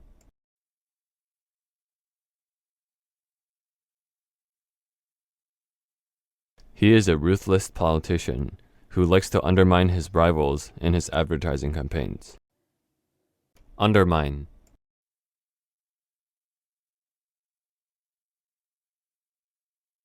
Your unthoughtful actions are undermining the legitimacy of this organization.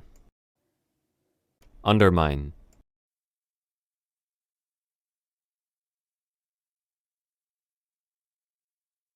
Even if you don't want to work here anymore, there's no reason to undermine the company by bad-mouthing it to your peers.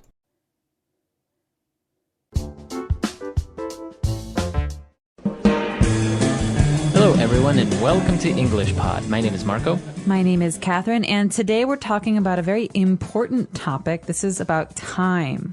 That's right. So sometimes we are a little bit lazy, or maybe we sleep too much and we're late to work or a meeting. All right, so learn many different ways to talk about being late today. Let's take a listen to our dialogue.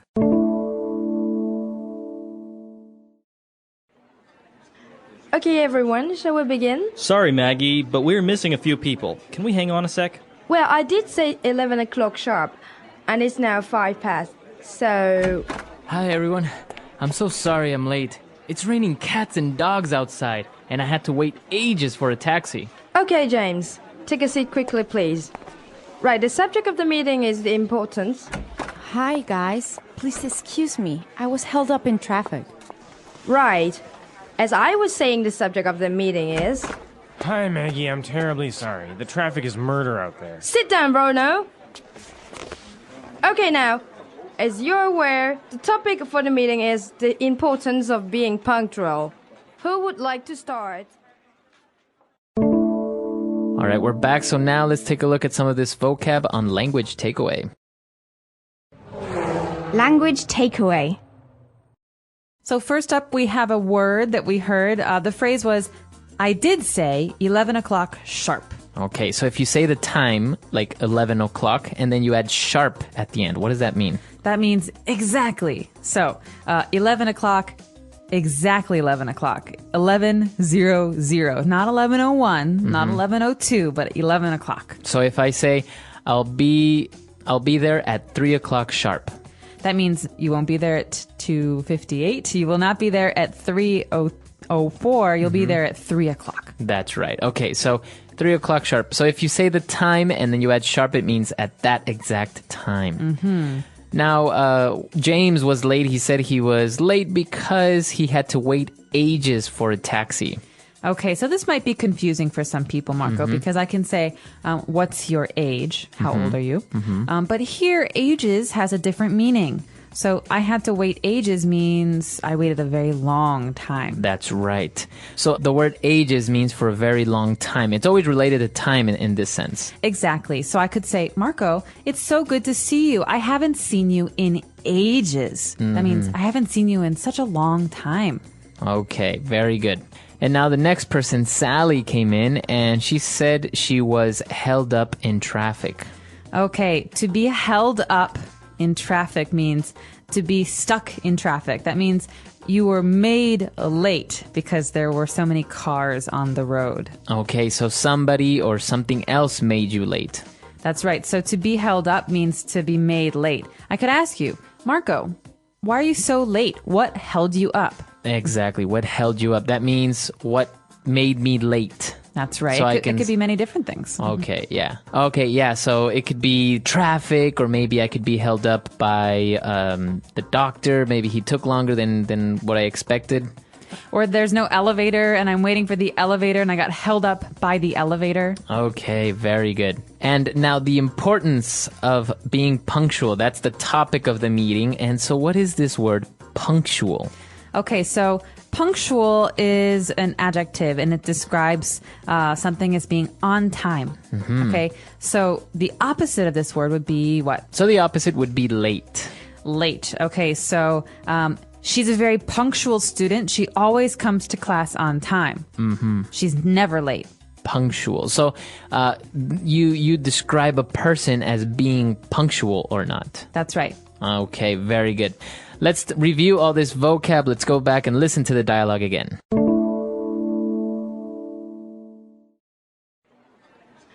Okay, everyone, shall we begin? Sorry, Maggie, but we're missing a few people. Can we hang on a sec? Well, I did say 11 o'clock sharp, and it's now 5 past, so... Hi, everyone. I'm so sorry I'm late. It's raining cats and dogs outside, and I had to wait ages for a taxi. Okay, James. Take a seat quickly, please. Right, the subject of the meeting is the importance. Hi, guys. Please excuse me. I was held up in traffic. Right. As I was saying, the subject of the meeting is... Hi, Maggie. I'm terribly sorry. The traffic is murder out there. Sit down, Bruno. Okay, now, as you're aware, the topic for the meeting is the importance of being punctual. Who would like to start? All right, now let's take a look at some phrases on Fluency Builder. Fluency Builder. We have a lot of really great phrases today that describe, that are excuses for not being on time or for not being punctual. The first one we heard was actually different, though. One of the students said, "Can we hang on a sec?" Hang on a sec. Okay, so if you ask someone to hang on, that means to wait. Hang on. Wait. Yeah, Wait. exactly. So hang on just means to wait. It's very casual. Okay, now if we add a sec, hang on a sec, or hang on a minute, that means wait for a little while. A little while. A sec, S-E-C, stands for second. And it's very common in this phrase. We hear hang on a sec or wait a sec. Wait a sec. Okay, very good. So it's very casual. It's very spoken English, although the word sec doesn't really exist. It's just a short way of saying a second. Exactly. And later on, we heard James come in. He was one of those people that we had to wait for. And he said, "It's raining cats and dogs outside." That's right. Okay, it's raining cats and dogs. So are cats and dogs falling from the sky? They are not. So this might sound very weird to you. This does not mean there are cats and dogs falling down from the clouds. But it does mean that it's raining a lot. It's raining really hard outside. Okay, very good. So it's a phrase used to say it's raining a lot. It's raining very, very hard. Raining cats and dogs. So Maggie's trying to continue with the meeting as many people keep coming in and disrupting her. So she says, right, as I was saying, the subject of the meeting As I was saying. Now, this is a really important phrase because you're going to hear this a lot in meetings or in conversations where someone is distracted. So, okay, we're having, oh, wait, I'm sorry, I have to talk to this person over here. When you want to come back to what you were talking about, you want to return to the topic, you say, as I was saying. That's right. As I was saying. So maybe you were interrupted, maybe you got distracted, and you want to continue talking about the same topic, as I was saying, and then you continue talking. So you return to the original point you were making. Okay, very good. And, well, Bruno was the last guy to come in, and he said that traffic is murder out there. Okay, so to murder means to kill someone. But we're not talking about killing people here. We're talking about an analogy. We're saying it's as bad as murder. So in this case, traffic is murder means traffic is really awful. It's really terrible outside. So in what other situation or with what other noun instead of traffic can we use this something is murder? The wait is murder. Okay. So that means you have to wait a very, very long time. Okay. All right, very good. So now why don't we go back to the dialogue? Let's have one last review and we'll be right back.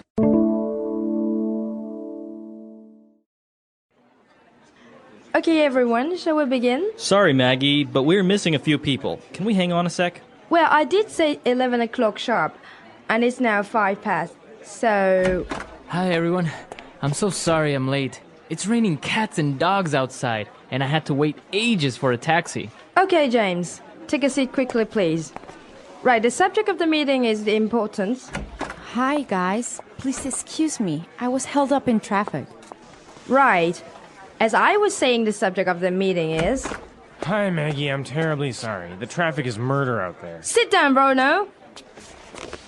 Okay, now, as you're aware, the topic for the meeting is the importance of being punctual. Who would like to start? So, Marco, are you a punctual person or are you usually late? For social gatherings, I'm usually pretty punctual. For work, I'm usually very late. I've noticed you're one of the last people to come in the morning. Yeah, usually for work, I arrive late, but not like too late. Some people may even be an hour or two or something. A couple minutes, 15 minutes is all right. But I do hate to wait. If we agree to meet up at 2 o'clock and you come in at 2:30, I don't know, let's say to the movies, then I think that's really irritating. I agree. I'm a very punctual person, and I get very annoyed when people are late to meetings or when people come late to appointments or parties.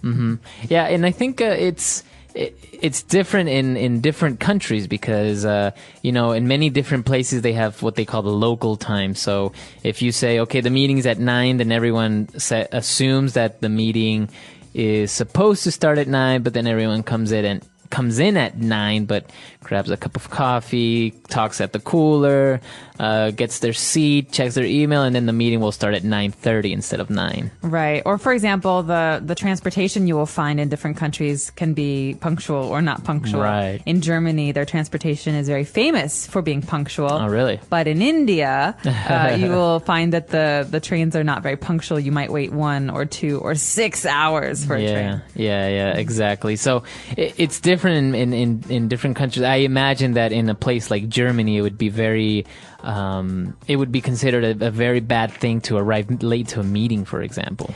Yeah, I'm curious about that. So let us know, is it acceptable in your country to be a little bit late to a meeting or to an appointment? Is punctuality important? Let us know. Our website is englishpod.com. All right, we'll see you guys there. Bye.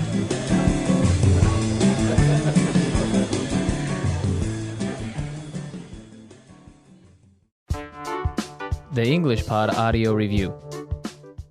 Listen to the meaning, then say the vocabulary word. Hold on. Hang on a sec. Wait for a very long time. Wait ages. Stuck. Hold up. Very sorry. I am terribly sorry. Pardon.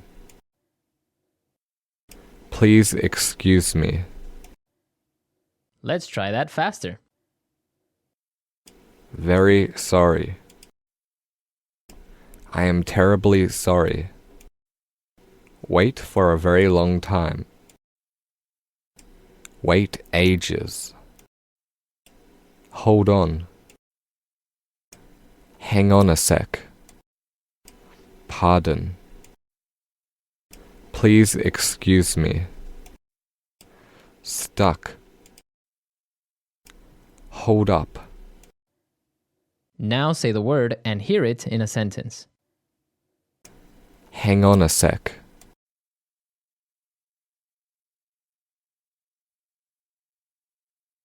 Now, hang on a sec.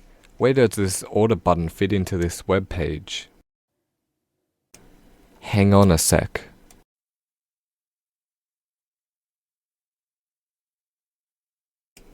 Hang on a sec.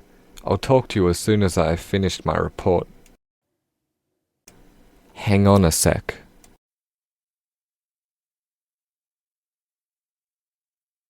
Hang on a sec. Let's take another look at this. Wait ages.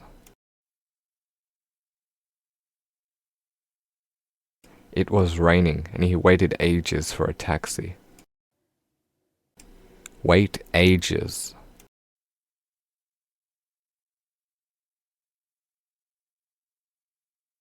I waited ages for a hamburger. I'll never come back to this restaurant again. Wait ages.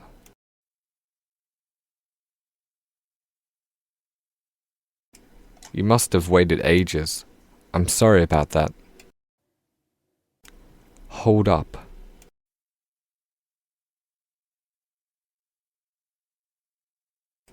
Don't let me hold you up if you are busy. We can chat later instead.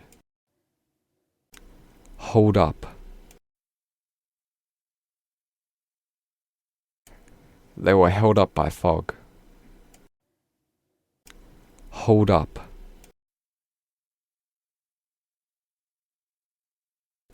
Sorry, I was held up by the meeting. Please excuse me.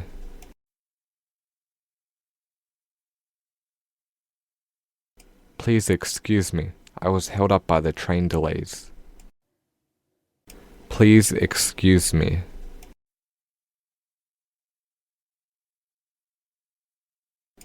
Please excuse me. I have to go to the bathroom. Please excuse me. Please excuse me. I was stuck in traffic. I am terribly sorry.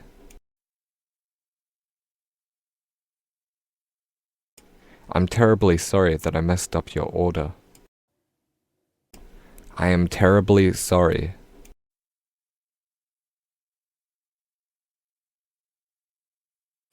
We're terribly sorry that we misprinted your details.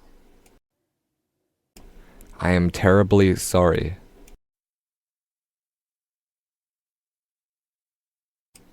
I am terribly sorry for being late.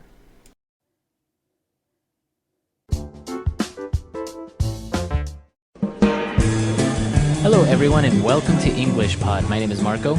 My name is Catherine, and we have an unusual lesson for you today. It's more about writing than about speaking. That's right. Well, many times we have to write emails, and if we're working in a sales environment, we may need to write an email to a potential client. All right, so we're going to learn what is appropriate and what is not in today's lesson. Let's take a listen to our dialogue.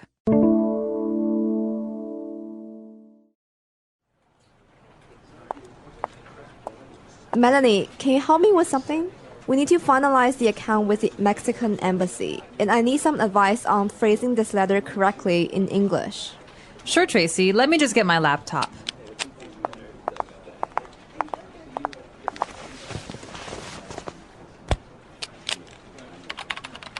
Right, all set.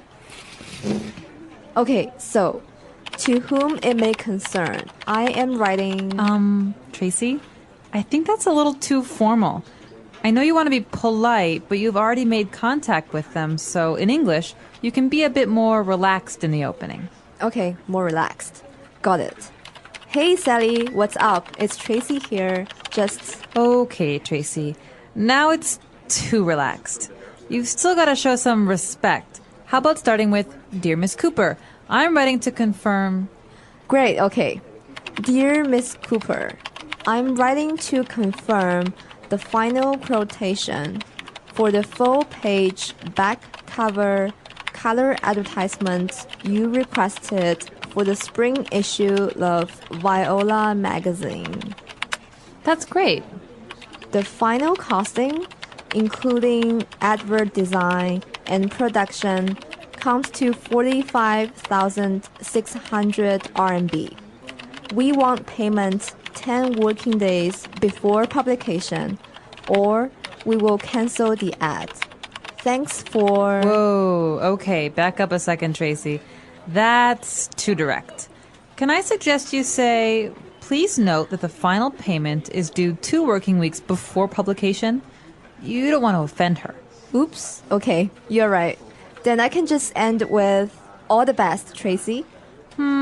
Maybe I'd play it safe and just finish with, yours sincerely.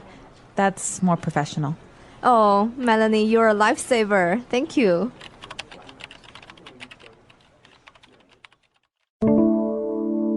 All right, we're back. So now let's take a look at some of that vocab we heard on Language Takeaway.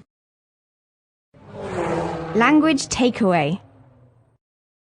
We have some wonderful adjectives today. The first one that I wanted to discuss, Marco, is formal. Formal, that's right. We want to be a little bit more formal when we're writing someone we don't really know too much. That's right, but we have to be careful because sometimes you can be too formal. So what exactly does formal mean? So if you write a formal email, it's very proper, very respectful. So proper in the way that you wouldn't use colloquial terms or phrasal verbs that are like that you would use with your friends. No, a good example is writing to a lawyer or a judge. You want to use formal language. That's Even right. with a teacher, you might use more formal language. But with a friend, you don't have to. That's something else. That's right. So when you're writing something that's formal, it's important to be polite as well. Now, what is polite? Right. So you want to be formal, you want to be serious, and you want to be polite. You want to show respect. You want to be nice, basically. That's right. And so people can often be described as polite. He's very polite, or she's not polite at all. Right. And, when I was a little kid, my mom used to say, it's very important to be polite. Always say thank you and you're welcome when you're talking to other people. That's right. And that's one way of being polite. Now, also when we are describing the way that you speak to someone or the way that you write, you can be very direct. Now, being direct means that you say exactly what you want or exactly what you're thinking. Okay, so maybe if we're talking to this company, you say, hi, I want this. I will pay this much. Thank you. Bye. Right. That's maybe too direct. So sometimes you need to be a little less direct and say nice things in an email. That's right. So maybe you want to say to someone that you don't really like the clothes they're wearing, right? And you say, hey, do you like my new shirt? And if you're very direct, you would say, no, I think it's very ugly. I hate it. Right, that's too direct. So maybe you would say, I don't really think it suits you very well. Or I think a different color would be better on you. That's right. So that's being a little bit less direct. Now, obviously, if you're too direct with someone, you may offend that person. All right, to offend is a verb, and to offend someone means to say something that makes them unhappy or upset or even angry. So going back to the same example of the shirt, if you say, I think that shirt is very ugly, that person might be offended. Gosh. Or maybe if you say, I think people with brown hair are so ugly, and there's someone next to me with brown hair, they say, oh, I'm offended. Right. I'm not ugly, but I have brown hair. That's right. Okay, so you don't want to offend anyone by being too direct, or you don't want to have anyone feel offended. Now, for our last phrase here on Language Takeaway, we have, towards the end of the dialogue, Tracy thanks Melanie by saying, you are a lifesaver, thank you. Okay, so don't be confused. There is also a candy called Lifesavers, and she's not calling her a candy. Right. She's saying, wow, thank you. You really helped me. Okay. So when someone helps you a lot, you can call them a lifesaver. But Right. Marco, what exactly is the object, the lifesaver? If you've ever been on a boat, you see this big orange circle that is used to throw into the water to help someone to prevent them from drowning. That is called a lifesaver. Okay, so I'm drowning. I'm having a hard time writing this email. I do not know what to say. Marco, you come and help me. I can say, oh, wow. Thank you so much. You're a lifesaver. That's exactly right. All right, so we've taken a look at 5 key words there. Why don't we take a listen to our dialogue again, and we'll be back with Fluency Builder.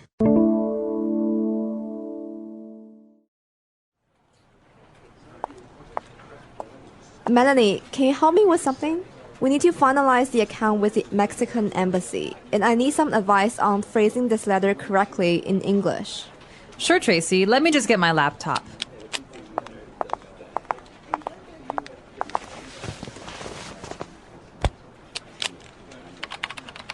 Right. All set. Okay, so, to whom it may concern, I am writing... Tracy, I think that's a little too formal.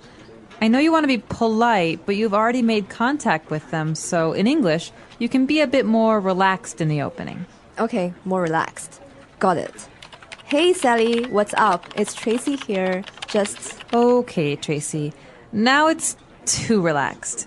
You've still got to show some respect. How about starting with, Dear Miss Cooper, I'm writing to confirm...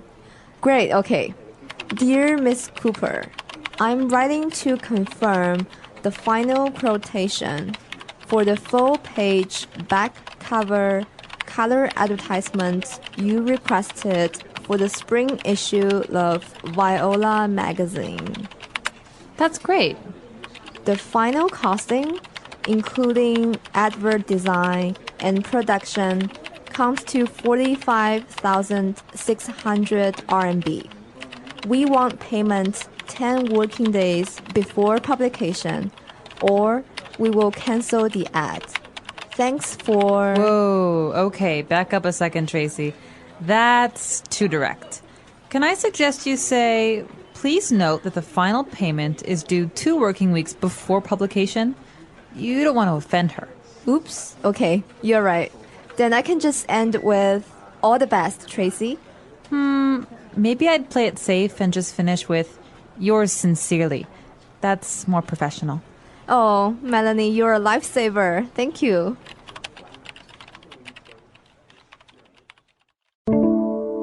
So today in Fluency Builder, we have a number of phrases you can use when you're writing an email. Some of them are very polite and formal. Some of them are very informal or casual. Now, this first phrase, Marco, is very, very formal, right? That's right. We start our letter by stating, to whom it may concern. All right. To whom it may concern. Remember that M there. This is a very formal phrase, and we're going to take it as a phrase. This is how you begin a formal letter. That's right. Usually you start this letter if it's directed to maybe a company or someone not specific. You don't know that person's name, and you're just saying, you know, whoever's reading this letter, whoever it concerns. That's right. Well, I could say, Dear Marco. Right. But in this case, maybe I don't know who the name of the person I am writing this email to. It's a big company. There are many people. So if you don't know who you're writing to in a company or in an organization, you say, to whom it may concern. That's right. Okay, now we started very formal. Melanie said, I think it's a little bit too formal. Maybe we should be more relaxed. So Tracy says, okay, got it. So how about, hey, Sally, what's up? What's up? Okay, what's up? What's up is the kind of thing I say with my friends. You know, hey, Marco, what's up? Right. But I would never say this in a formal situation with a boss or with a, you know, an employer or with a in more serious situation. Exactly. Especially if you're writing an email to a client. You don't really want to say what's up. No, never. So remember, this is spoken English with your friends, but not something you would write. So the key here is that you have to show some respect. Okay, so that's another great phrase. You show some respect. All right, so the key here is that this is the verb is to show, right? Not to give. You want to show respect to someone. Well, how do you show respect? Well, the way that you act, your behaviors. So if I'm polite and I say, you know, Mr. and Miss and thank you and please, these are ways to show respect. That's right. That's right. So that's the way that you are being respectful. You are showing respect by being very polite. For example, in Japan, it is common to take your shoes off when you go to a friend's home, their house, in order to show respect to them. That's right. Very good. Now, as we continue writing the letter, towards the end, we wanted to play it safe and just write yours sincerely to close the letter off. All right, so this phrase, play it safe, what does this mean? When we're talking about making a decision or taking a risk, we want to play it safe. We want to use the less risky option. All right, so the key here is that the verb is to play. Play it safe. This means that, yeah, there's maybe a risky option and a safe option, and it's better to take the safe option. Play it safe. That's right. So that's the way that you would use this phrase, to play it safe, to make a decision that doesn't have too much risk or that you know that will work very well. And to close things off, another option to end the letter, we could say, all the best. All the best, Tracy. All the best, comma, Tracy. All right, so this is a way to end a letter. You can say sincerely or best, but it's a very nice way to end if you just say all the best. And then you say, you know, after that you have a comma, and then you sign your name. That's right. All right, let's listen to our dialogue one last time, and we'll be back to talk a little bit more.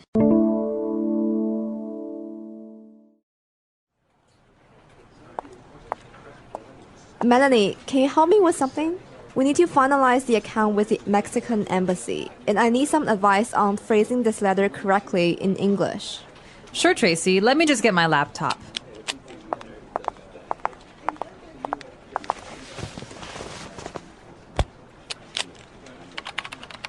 Right. All set.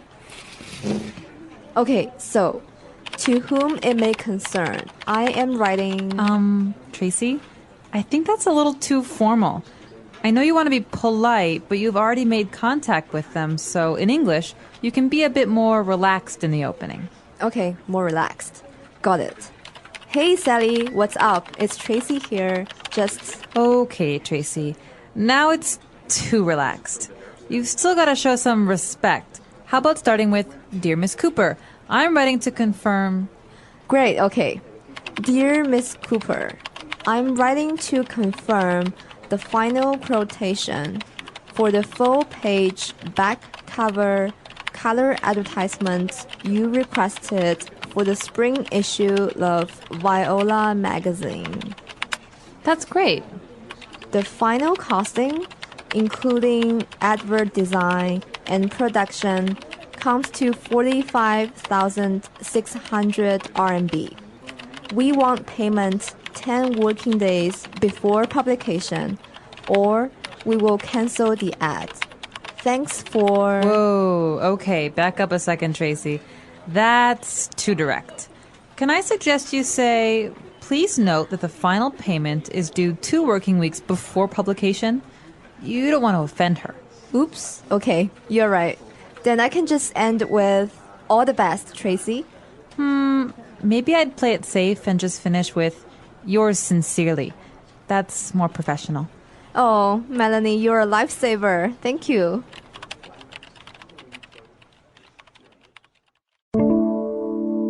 So talking about ending formal emails or emails that you're writing to clients, colleagues, we can say sincerely in your name. Sincerely, Marco. You can say all the best, best regards. Now, I've noticed that some people who aren't native English speakers, sometimes they will close a letter, maybe even a formal letter, saying yours truly, Marco, for example. Is that really appropriate for a business setting or a client? I would not use yours truly. Maybe if you're trying to build a relationship with your client and you're very honest, but it seems to me to be very personal. Very romantic. Yes, yours truly. So I would say in that case, use sincerely or kind regards or regards, which are a little bit more professional and less emotional. Mm-hmm. If you want to have a romantic letter, you can say, all my love, or yours truly, yeah. or yours faithfully. Mm-hmm. This is a very important topic, I think, because many times in school we do learn how to write letters, but usually they are more personal letters. And so we memorize that usually at the end of the email or the end of the letter, you say yours, Marco, or yours truly, Marco. And although it is correct, it's not really appropriate for a professional setting. That's right. So just as a reminder, if you're signing off your email or your letter and you're at an office, you're in your company, you want to say best or best regards or some of the things that we talked about here today. Very good. All right. So if you have any questions or any other doubts, you can always find us at englishpod.com, and we'll see you guys there. Bye. Bye.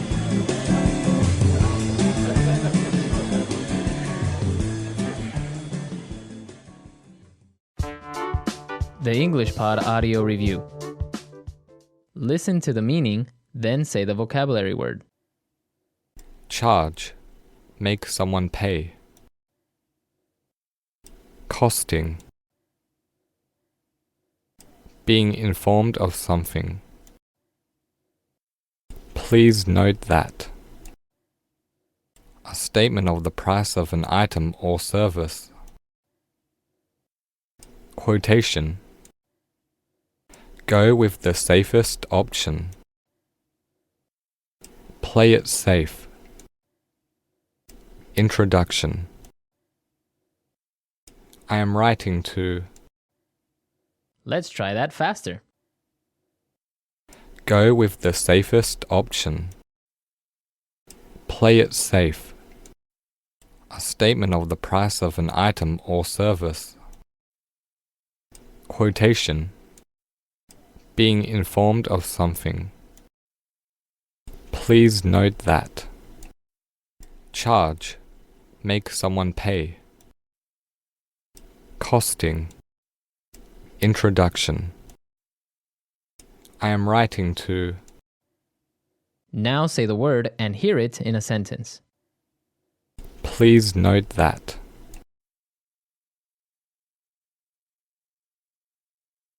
Please note that the deadline for this project is next Monday. Please note that.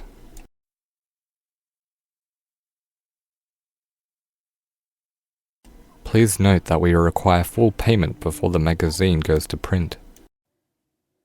Please note that.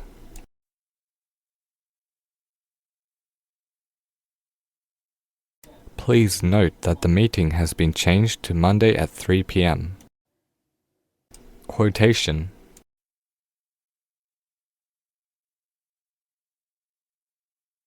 The quotation seems very high. Why is it so expensive? Quotation. I'll send you a quote for the project next week. Quotation. The other company gave us a much lower quote. Play it safe.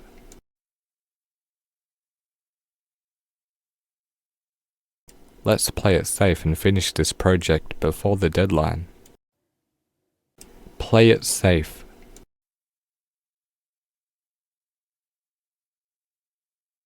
This is a really important account, so we need to play it safe. Play it safe.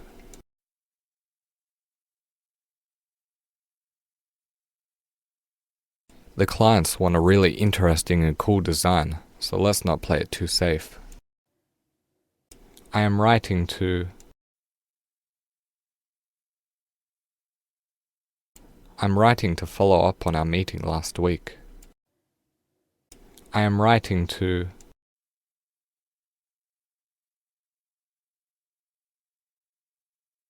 I'm writing to confirm the details for the full-page ad you requested. I am writing to.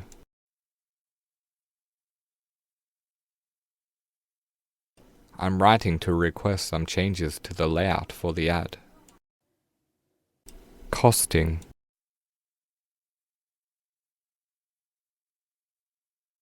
Can you please include the final costing in the proposal? Costing. The costing of the project will be finished next week. Costing.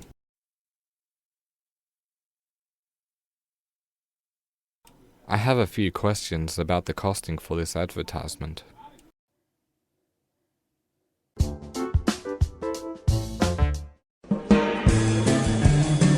Hello, everyone, and welcome to English Pod. My name is Marco. My name is Catherine, and today we have a very complicated topic for you. That's right. This is an upper intermediate lesson, a little bit more difficult. And we're talking all about taxes, paychecks, and all the information for when you work in the United States. That's right. It confuses me, and I'm American. So take a close listen. We're going to listen to this dialogue one time, and we'll be back in a moment to discuss what's going on.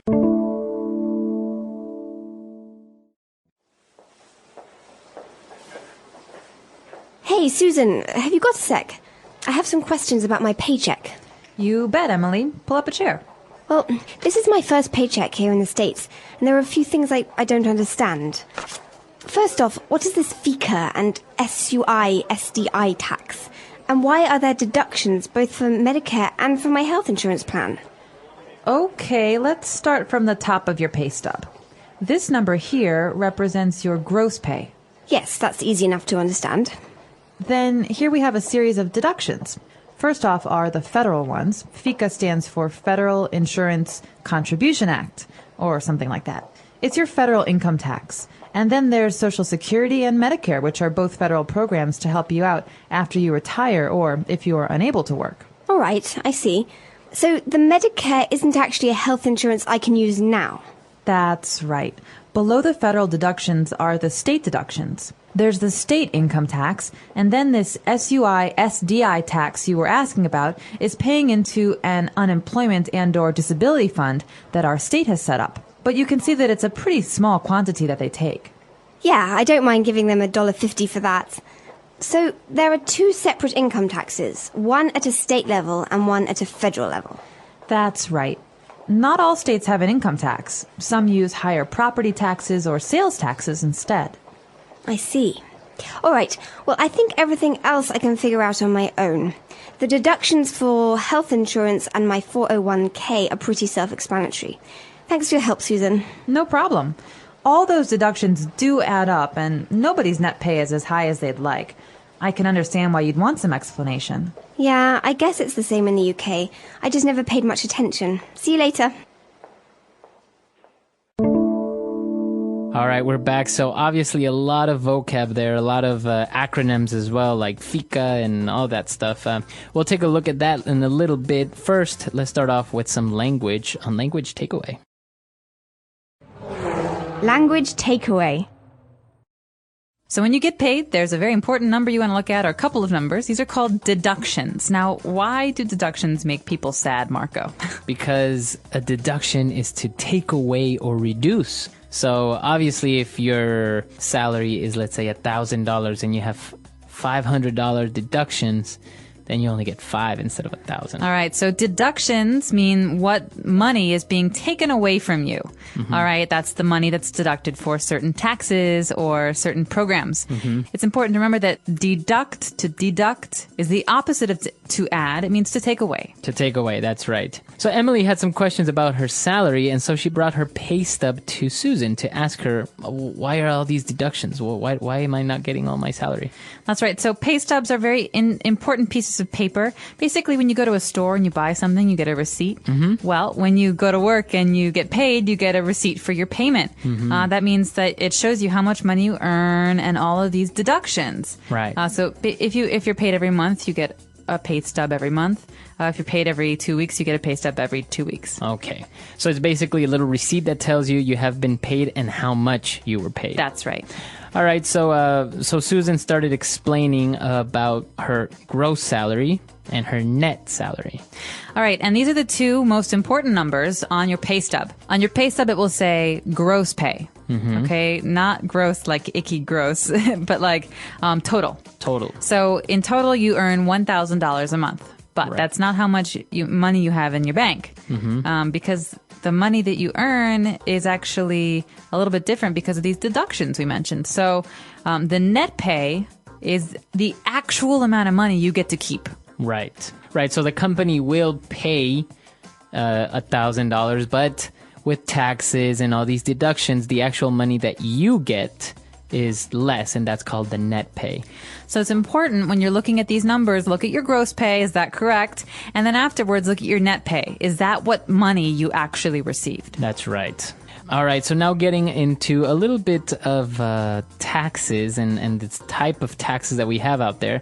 Not considering the taxes for the salary. This is a different one. We have a property tax. That's right. So some places in America tax you on the amount of money you earn at your job. But a lot of others like to collect taxes from different areas. So property tax is one of those. If you own land, if you own a house, or a condo, you will pay a property tax every year. Every year you have to pay for owning this property. That's right. Because basically you're paying the state for the land that you have or the space that you have. And the bigger your house is, the bigger the land is, the more money you pay. And you have to pay the same value every year, or does it change over time? It can change over time. You hear this sometimes. Property taxes or property value increases, and so then property tax will probably increase as well. Okay. And what about sales tax? I think this is very straightforward, but how does it work? Well, it's straightforward, Marco, but I don't think they have this in many other places in the world. China, for example, we don't really have a sales tax, so people don't have to worry about it. But a sales tax is a small tax that you pay every time you buy something. Right. All right. If I buy a TV and the TV is $100, it's possible that the sales tax is 3%. I pay $103. So that's another way that you are taxed, not on how much money you make, but on the purchases that you make. It makes sense. If I buy a lot of cool things, cars, TVs, I'm paying more money to my state to provide services like schools and roads and things like that. Okay. So a lot of interesting things here. I think we can move on now to specifically talking about the taxes related to people's salaries or how it works in the United States. This is remember that we are talking specifically about the United States here. So let's take a look at that now on Fluency Builder. Fluency Builder. All right, so one of the scary acronyms here, Marco, was FICA. The FICA. It looks very strange here. What is this FICA? Well, this is an acronym. And remember, acronyms are words that stand for other words. So F, federal, I, insurance, C, contribution, and A, act. So Federal Insurance Contribution Act. Basically, this is a federal tax. That means that it's everyone in the country. Everyone has to pay it, no matter where you live. Yeah, Illinois, New York, California, everyone has to pay. And how much is this tax? Do you know? I do not know. It's called a graduated income tax. That means that people who earn very little pay very little. People who earn a lot pay more. Okay. So this is something that everyone has to pay, and that's why it's called federal tax, right? That's right. So in America, federal means national, and state means more local for your own state. Okay. Now, she is obviously paying the federal tax that everyone has to pay. And what about Medicare? All right. So this is not a tax per se. This is actually a deduction that goes into kind of a fund. It's a government program. And when you're older, when you're retired, you will receive benefits from the federal government, from the United States government, to get health care. So Medicare is a kind of health care that is paid for by the U.S. government. I see. So when you're older, you don't really have to pay for your hospital bills then, because you worked and contributed to this Medicare fund, then you can go and get treatment. That's right. Or you pay for part of it and they pay for part of it. So it depends on the system. But yes, it's a way to get health care through the government. Okay. And now our next word is interesting because we've heard about Social Security before. You have the Social Security card, which is basically your ID, or it states also that you are an American. But what is the Social Security fund now that you are contributing to? Well, basically, this is another government program that is designed to make sure that people are comfortable when they stop working. Because when you stop working, you don't have any income anymore. You need money to live. Right. And so your whole life, you're paying into this fund, and the government will then give you the money back, some money, to to basically live off of when you're retired. Okay. And so how long do you actually have to work in order to be eligible for Social Security? I believe you have to be 65 to be eligible for Social Security, but I'm not sure. It's either 60 or 65. Okay. I'm not there yet. All right. And actually, another one that's very similar is you have this 401k, which is actually a very interesting name for this tax or fund. Yeah, 401k is more of an investment. So a 401k is something that you put money into every month or year to access later on when you're retired. So again, it's a kind of security for you. If you work every day, every year for 30 years, 40 years, you want to have some money when you're all done. Right. And this is basically a retirement savings plan. So what is the difference between Social Security and the 401k, or are they the same? I think the difference is where the money goes. I'm not 100%. But all of these are like, you have to give the government this money, or can I say, hey, I don't want to, don't worry about me, I don't need Social Security, I'm set, I'm saving all on my own, and can I refuse to pay these taxes? 401k, yes, you can refuse. It's not a tax. It's just something that you can... usually this is not a government program. This is something that the company that you work for will set up for you. Okay. But Medicare and Social Security, these are things that you have to pay into. Because even if you're rich and you have all this money, there are a lot of people in America that don't have any of this. And so we consider it something that we do for each other as much as for ourselves. Because also, Medicare and Medicaid, these are programs that you can also be eligible for even if you're 25 years old or 30 years old. You're poor, you don't have a job. So these are social programs. Okay, very good. It's very, very interesting. You see that, obviously, this is why in movies you see that people make fun of taxes and how much tax in America there is, and how you can't escape taxes. But it's interesting to see how it's made up and why you are giving your money to the government. That's right. So let's listen to today's dialogue again. It was pretty complicated, so hopefully you've understood a little bit more after we've talked about it now.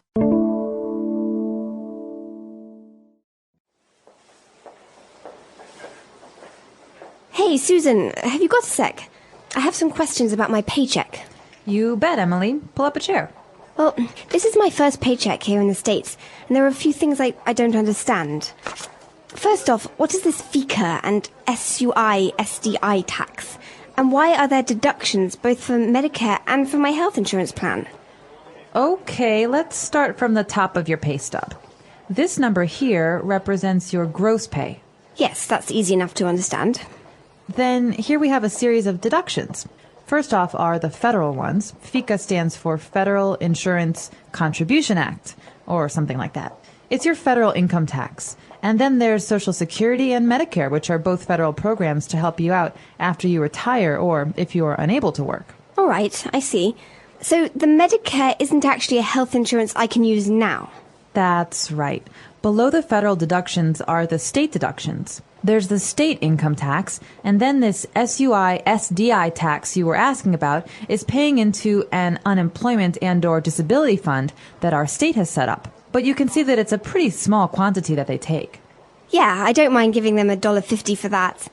So there are two separate income taxes, one at a state level and one at a federal level. That's right.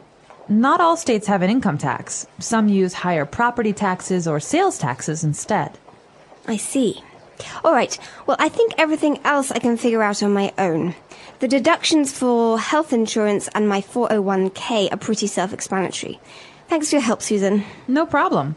All those deductions do add up, and nobody's net pay is as high as they'd like. I can understand why you'd want some explanation. Yeah, I guess it's the same in the UK. I just never paid much attention. See you later.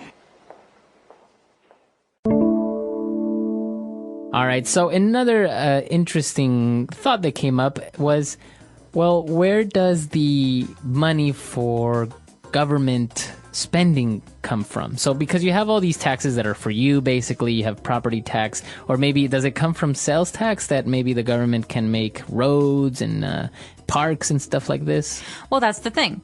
Remember earlier we talked about federal and state taxes. Well, if it's a state tax like sales tax, in America, I can pay sales tax in California, but maybe in New Mexico there is no sales tax. Right. So this is a state tax, and that means that the state government can use the money for state projects, parks, roads, things like that. But then the Federal Insurance Contribution Act, the FICA, this federal tax, that is something that's used for our military, our government. This pays the paychecks of people in Congress, the president. This is where all the money to pay them comes from. And so basically the state taxes pay for state benefits and programs, and the federal taxes pay for these nationwide programs. So that's, I think, one of the most interesting things about this topic is that the United States is like 50 small countries that kind of have their own little governments. They have their own taxes and they have their own rules. Like in some states, you can start driving when you're 16. In others, when you're 15. And so it's like all these little small countries, but at the same time, you have this one mega country that has federal taxes and federal insurance and military and all this. That's true. And, it's interesting. It's an interesting fact about American history that the most conflict in our country has really come down to these two groups. One group believes that the federal government, so that's the national government, should have more power than the states. And another group believes that the states should have more power. And that is a big problem, this disagreement that we've had in America that goes back to 1776 and the founding fathers. And so I don't think it's something that is fixed. These things change, sometimes more federal power, sometimes less. But it's a very interesting part of American history. And also, it would be interesting to hear from our users how it works over there, because I know that approximately a rough estimate is that around 30 to 40% of Americans' income goes to tax. Right? About that, yeah. So almost half of your money goes into taxes. So I wonder how much it is in other people's countries. Maybe they have 60% of taxes, or maybe 10. Maybe 10. Yeah, so let us know. Our website is englishpod.com. We hope to see you guys there. All right. See you guys. Bye.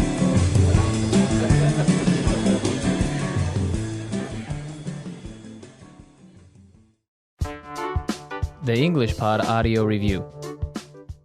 Listen to the meaning, then say the vocabulary word.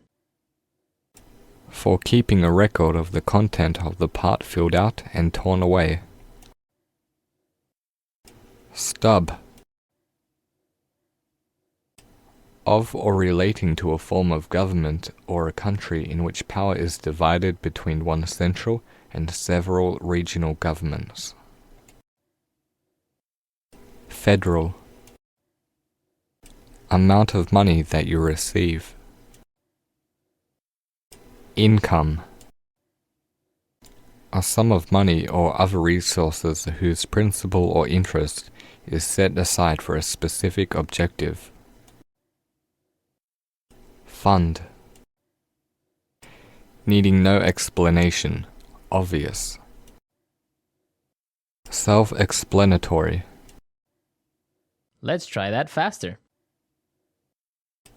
Of or relating to a form of government or a country in which power is divided between one central and several regional governments.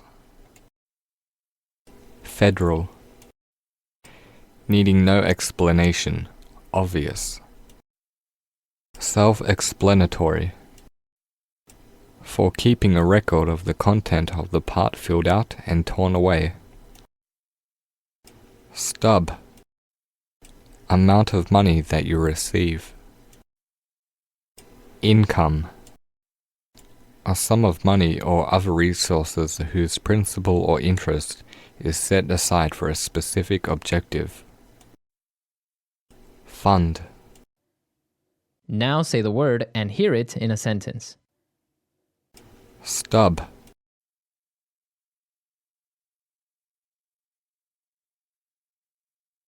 Please hold on to your ticket stub so we can verify you later on if needed. Stub.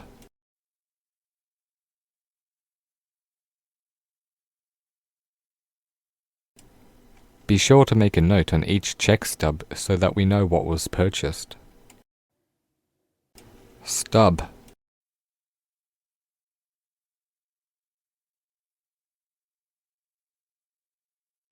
I'm sorry, sir, but I can't let you back in the theatre unless you show me the stub of your movie ticket. Federal.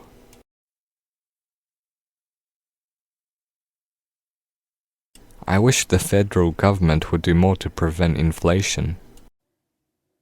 Federal.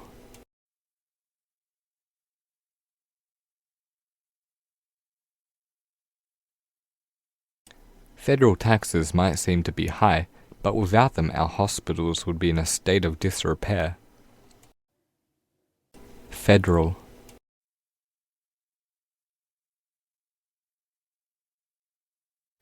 These federal reform policies are a breath of fresh air. Income.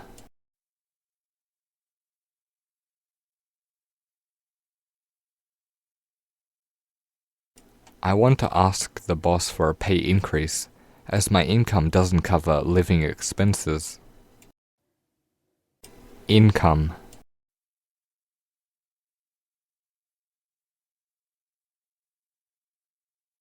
I believe the income generated by renting out your houses will allow you to retire. Income.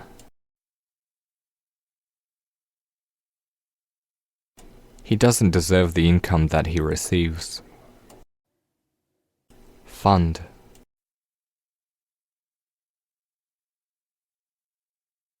Please tell me which fund you want to have this deposited in. Fund.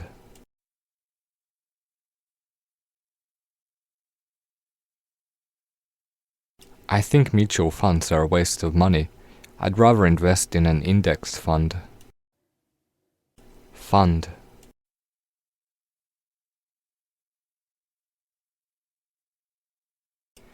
My pension fund all but disappeared after the financial crisis hit. Self-explanatory.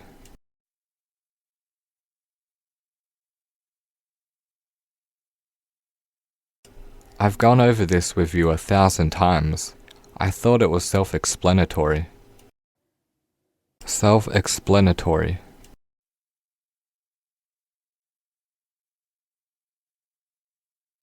Okay, I understand. This is pretty self-explanatory.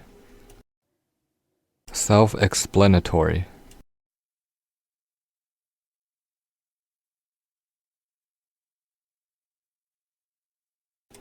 There are no instructions to assemble this bookcase, but it should be pretty self-explanatory.